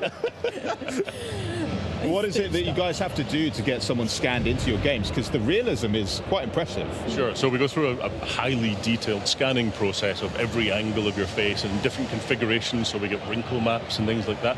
They brought him then- a better mic, thank God. Every single time he turned his So face we didn't so he bother could with the stare at wrinkle them, like all you could hear is the background. So they're all assembled by character artists and rigged so they can animate. They And then dirty. in the case of Atomfall, we then put that in a sort of character builder system. That means we can put costumes on the characters. We might grub your face up a bit because they've been surviving for 5 years without washing machines and soap. And then we just find exactly the right spot for each kind of memorable face in the game. I'm definitely looking out for where I am. If I'm on an enemy, that's okay. I've always wondered what I'd look like if I had a cricket bat to the face. So this is great. And you're going to be getting scanned in pretty soon. Yeah. Yeah? I can't wait. As long as you put some fake eyelashes on me as well. yeah. And make that, I'll make a that note. down. Yeah. Are you in the game as well? Have you been scanned? No, I haven't been scanned yet. Okay. No. You have to shave a beard off if you want to get. Yeah, you had to do that. That was fun. Yeah. It was just the beard that we had to shave. Right. Yeah, the rest was optional. Oh. Yeah. Whoops. Honestly, I cannot wait to play this game. It looks bonkers. It looks British as heck. And honestly, we're going to play it so much when it launches next year. Thank you so much, honestly, for stopping by. Enjoy the rest of your Gamescom. And yeah. Excellent. Thank you very much. And we are going to be taking a little look at some other games, but your game's coming out in 2025 on Xbox Game Pass, which is great. But next up, we're going to be throwing it back with some Age of Mythology Retold. But before we do that, we do want to check out some new gameplay. It's Dragon Ball. Oh yeah, Sparking Zero. It's back. Check this out. Yeah, being in the industry and then being in the game. Dragon Ball? I thought they said Dragonborn. I didn't hear Dragon Ball. Alright, I've got to pee, so while this is running... Hello everyone, I'm Marco Rizzo, Product Manager of Dragon Ball Sparking Zero. Thank you for joining us today in this exciting showcase. Today, we will show you some new and exciting gameplay footage featuring characters that we have revealed during the opening night live. But before that, let me give you a reminder on the 2 single-player game modes that Dragon Ball Sparking Zero has to offer: Episode Battles and Custom Battles. First up is Episode Battle. In this single-player mode, you can take the point of view of 8 different characters, including Goku and Vegeta, and enjoy famous battles from the anime. For each stage, you'll be playing through an introduction before heading into some of the most iconic fights in Dragon Ball Z and Dragon Ball Super. The number of stages and battles vary by character. We're here to take you down, simple as that. Next up is Custom Battle. In this mode, players fight in battles that each have their own original scenes. Some battles will also have different victory condition, and some might even have event cutscenes pop up midway, so you'll be able to enjoy battles different from the norm. Using Edit mode, you'll be able to freely set the characters to be played, as well as the pre-battle and post-battle cutscenes, in order to make your own original battle. What you've made will be able to be uploaded and viewed online for the whole world to play, so hope you enjoy sharing the battles and situations that you have created. The mic, he was like, you left? Now, the moment you've been waiting for. Coming straight from the Majin Buu saga, Ultimate Gohan is our latest addition to the roster. After his rigorous training, he is ready to show his power in an all-out fight against Kefla in her Super Saiyan 2 form. Enjoy! Ooh, guy's butt kicked right out of the arena there.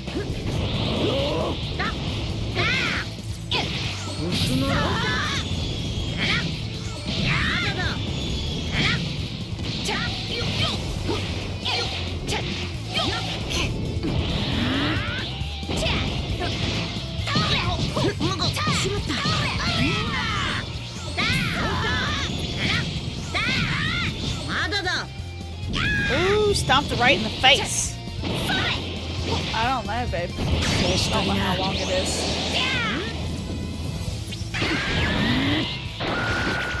A bunch, dirty. This is the new Dragon Ball game.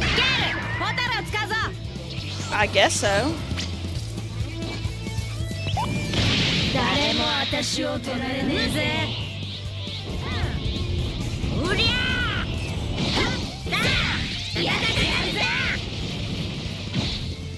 I was gonna say the release date, Carl, for Atomfall, they said March. Yeah.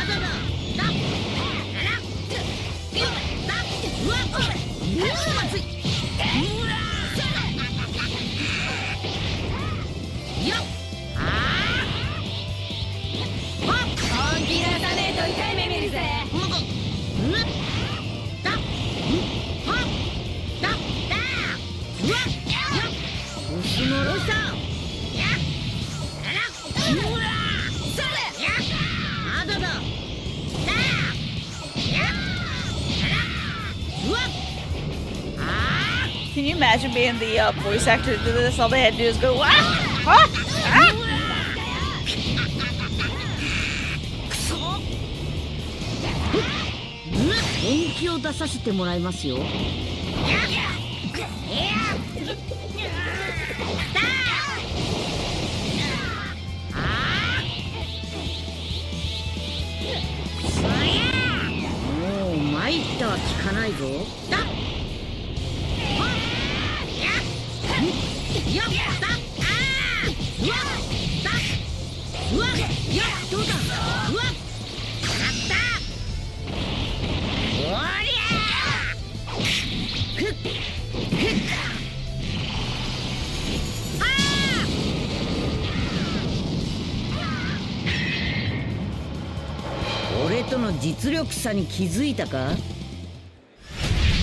Exactly.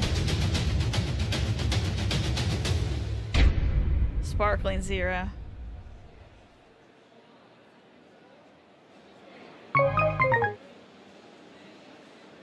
Now, there is nothing like enhancing a classic with modern graphics and gameplay mechanics. And if that classic feature can feature, you know, new expansions and a remastering of the multiplayer experience, well, in my eyes, it's even better. So here from World's Edge even, to give us the latest on Age of Mythology Retold, please welcome Senior Director of Production, Ernest Yen, and Senior Game Designer, Kristen Perillo. Welcome, and Prostagma to you. Thank you so much. Now, Age of Mythology, there's loads going on here at Gamescom. Yes. In general, there's loads going on anyway. But you also had a pretty epic opening night live. So I want to hear all about that. I want to hear all about the booth. I want to hear everything. Great. So first, thank you, Jeff Keighley, for showing the awesome premiere trailer that we just showing in opening night live last night. And it showed the story of Athena talking to like the young hero, and in this case, like one of them is of course the key character Zakynthos, and about this really, really epic like story that a lot of our fans remember really fondly. So over multiple campaigns, over 50 missions, it is epic, amazing, and of course the trailer also show off like the new graphics we have in the game, looking really pretty. It is just like really cool to see. So. Yeah, and the trailer's been fantastic because it really showcases how diverse each civilization is within myth. Yeah. We have our Greeks, we have Egyptians, Norse, and Atlantean. They all have their own gods, their lore, the way that they play. And there's just so much diversity within the gameplay. It's been really exciting. And talking about the booth, yes, we are here, so like people can actually come. You're just over the back, over there. You're like tucked away over that right way. there. If anyone's planning on coming tomorrow, just over there. And if you come, you can get like these awesome lightning bolts, like, and also take pictures. So it's like really, really cool. And by the way, this is not the only thing that we have here. So you know, on top of Age of Mythology Retold, we also recently announced Age of Empires Mobile. And then, like, if you come by the booth, you can get this like awesome like pop socket. It's like amazing. So highly recommend. I'm going to be first in the queue to get one of those as soon as possible. It's so cool. And the game is actually, we just announced that it's going to be available globally on October 17th.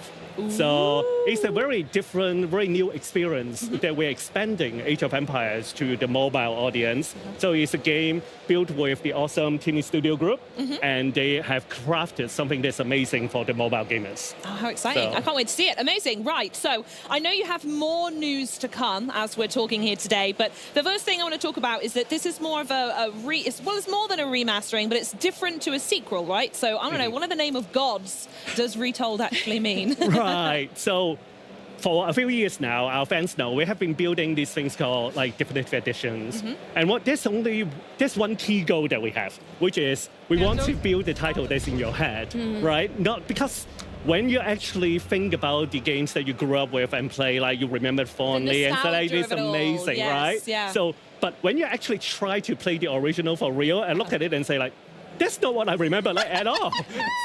So we want to build the one that's actually in your head and how it looks like, how it feels like. So that's the goal. So, and yeah, really want to thank the fans for supporting us for so long for all the different editions. But for Retold, Age of Mythology Retold, we are going beyond what we have done in different editions. So on top of all the graphics and all the gameplay from the original, we actually tweaked it and added a bunch of like new things to it as well, and it is just amazing. So yeah, I mean, from the design side, from the get-go, we really asked ourselves, how can we maximize our mythology?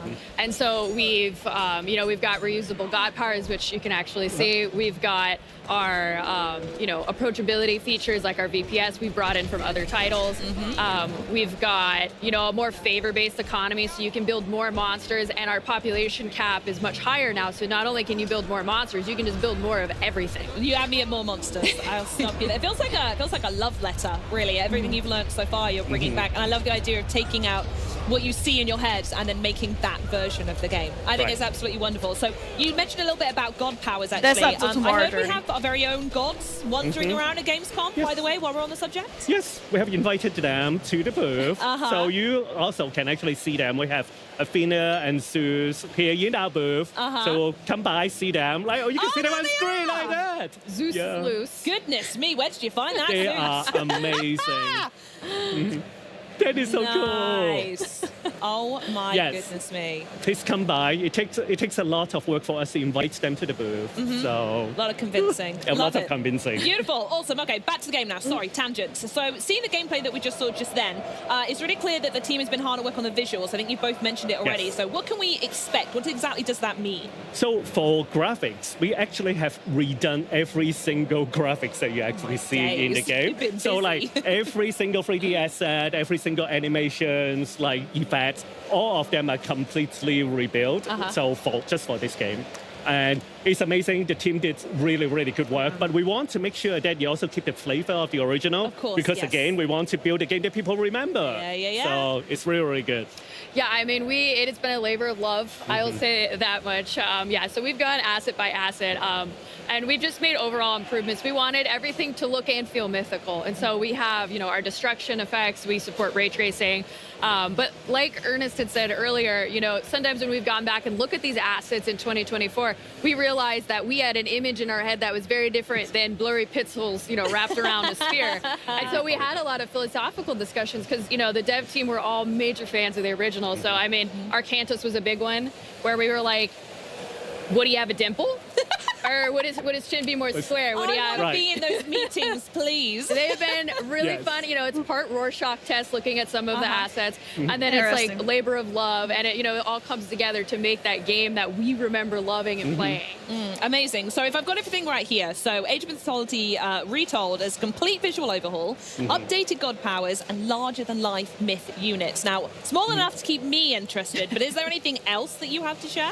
Yes, definitely All want right, to Carl, say have a good that one, man. Thank you remind for coming and people hanging out. One of the coolest Tell things Pam that I we said have done hello. for here is Glad that we are she's excited for releasing Adamfall. on PC and Xbox with crossplay, like at the same time. We have never done that with any Age games, so it is the first time we're releasing on multiple platforms at the same time. So really, really happy to be able to bring the game to not only to the keyboard and mouse player, but to controllerless players as well. Because the game people really remember, beloved it. We want everybody to be able to play together. And you've had some fantastic versions on the console recently, so Yes. those players want to absolutely join you. Now, you also have some other really exciting things to tell us today. I know I'm really gripped for this, but what can you tell us about the Freya Gods pack? Oh, I am so excited to be able to talk about this. Here we go. So the Freya God pack really is kind of like a new DLC type for us. And what we really wanted to do was offer the players a new strategy type for the Norse, which is, a beloved civilization from the legacy game that can sometimes be very offensive in the way that it plays. And so with our Freyr God pack, we wanted to offer a defensive skew to it. So with the Freyr God pack, players will be getting Gifted four channel new membership, god Local types, J. featuring Freyr, who Welcome is to the the Death god Claws. of Can we fertility get and hashtag for kingship. Carl? And then 3 minor gods, as well as all the things that they come with, like their myth units and their god powers. Wow. Oh my goodness me. That's insane, by the way. 4 new gods. Amazing. Are you able to talk us through each one? Can we do that? Yes. Oh, amazing. Excellent. So we have Uller, who Peace is out. the god of archery, and his myth unit is a Draugr, which you may see in the film here. The Draugr is an awesome myth unit. He's an undead archer, and his arrows can pierce multiple targets, whatever is Undead in his archer. line of sight. We have Aegir, who is the god of storms, and his god power, he has a horrifying hailstorm that will Thank you, slow Dirty. everybody down. B. Mars, and it's very welcome. frosty. Thank you so much. And he is one of the best myth units, which is a rock giant, and if you upgrade him, he can eat buildings, and he will. God, I love this game. And our Mythic Wow. Age god is Vidar, who is the god of vengeance, very appropriate for the Mythic Age. And so his god power, he calls upon Fenrir, which is a mythological wolf. And Fenrir is interesting. He has a path of destruction. He'll light forests on fire, and the wolf comes up in a very scary, ghostly manner. And then his myth unit is actually my personal favorite. Another famous character from mythology, Fafnir, who is a very greedy dragon. Everywhere he goes, he leaves like a trail of poison. Love it. And if you slay Fafnir on the battlefield, he actually melts into a pile of gold coins. So it's been very fun to I make. really and very love fun to how play. much No, you fleshed they out haven't each done of those. Doom Like, yet. yeah, that I one's going wish. to eat buildings, isn't he? Love Yes. it. It's So amazing. good. Wonderful. It's amazing. Just want to do a quick reminder that Freya is going to be part of the premium edition of the game. So if you want Freya and all the both the major and minor gods, So definitely get the premium edition. And by the way, if you get the premium edition of the game, you also will be able to access the game earlier. So like the game is coming out September 4th, but like if you have the premium edition, you can start playing on August 28th, 7 days early. Good deal to me. Love it. Yeah. Awesome. So as well as choosing your god and battling across this frozen north, what other new content can we expect from the Freya Gods pack? Yes, so with the Freya God pack, there's also a new playable level called Reagan Leaf Rally, and I won't spoil it. It's very fun. You'll get the chance to play all of the fun new myth units and god powers and techs I just mentioned. And really the best part of this level is that it does feature one of our villains from the Legacy campaign, Gargarensis, who is just a peach. And it's a great experience. I'm stuck on Peach there. I can't wait to unpack this expansion, but I need to ask you both, Ernest, Kirsten, what dates? I know we spoke them a little bit, but let's go over it one more time so everyone's got them written on the calendar at home. Yep, September 4th is when the game is coming out. Welcome. So, but I do want to be clear that the way that we like to build our games, September 4th is really just the beginning. So we will continue to support the game, we'll continue to do updates, balance, listen to consumer feedback, and honestly, our players are amazing. They give us really good feedback, and then we can continue to improve the game. Yeah, So. and part of that is, we have 2 new Pantheons coming with playable civilizations, and then we also have a new game mode, Arena of the Gods, which we're excited to talk about soon. Ooh, how exciting. Well, thank you both so much for joining me. It's been an absolute pleasure. I'm going to make sure I get the pop socket. I'm going to make sure I get whatever these things you're wearing. I'm going to hunt you down. I'm going to get them. So thanks so much for stopping by. There are loads more Age of Mythology stuff going on for all types of gamers. But first things first, as Erson said, if you haven't already, make sure you pre-order Age of Mythology Retold Premium Edition to get the Freya Gods pack, 7 days early access, and so much more. You can play early from August 28th, and that is only 1 week from today. And that, my friends, is a wrap on day one from the Xbox Gamescom booth here in Germany. Join us tomorrow for Star Wars Outlaws, the latest chapter from Fallout 76 Milepost Zero, and then we'll dive into the most ambitious story arc that World of Warcraft has ever seen. And there's probably going to be so much more too. So until tomorrow, have a great day. Auf Wiedersehen. So that's what we have for tomorrow. I'll be doing that one. It'll be at 9 a.m. again. So meet me here tomorrow at 9 a.m. so that way we can do that. I gotta get off so we can go do the daily video because I'll be in 30 minutes. But thank you guys for coming and hanging out. I appreciate you guys so much. I love all you guys. Yep. I guess we'll see you tomorrow. Thank you guys for all the likes. We almost got 40, so I appreciate it. Take care, guys. Bye.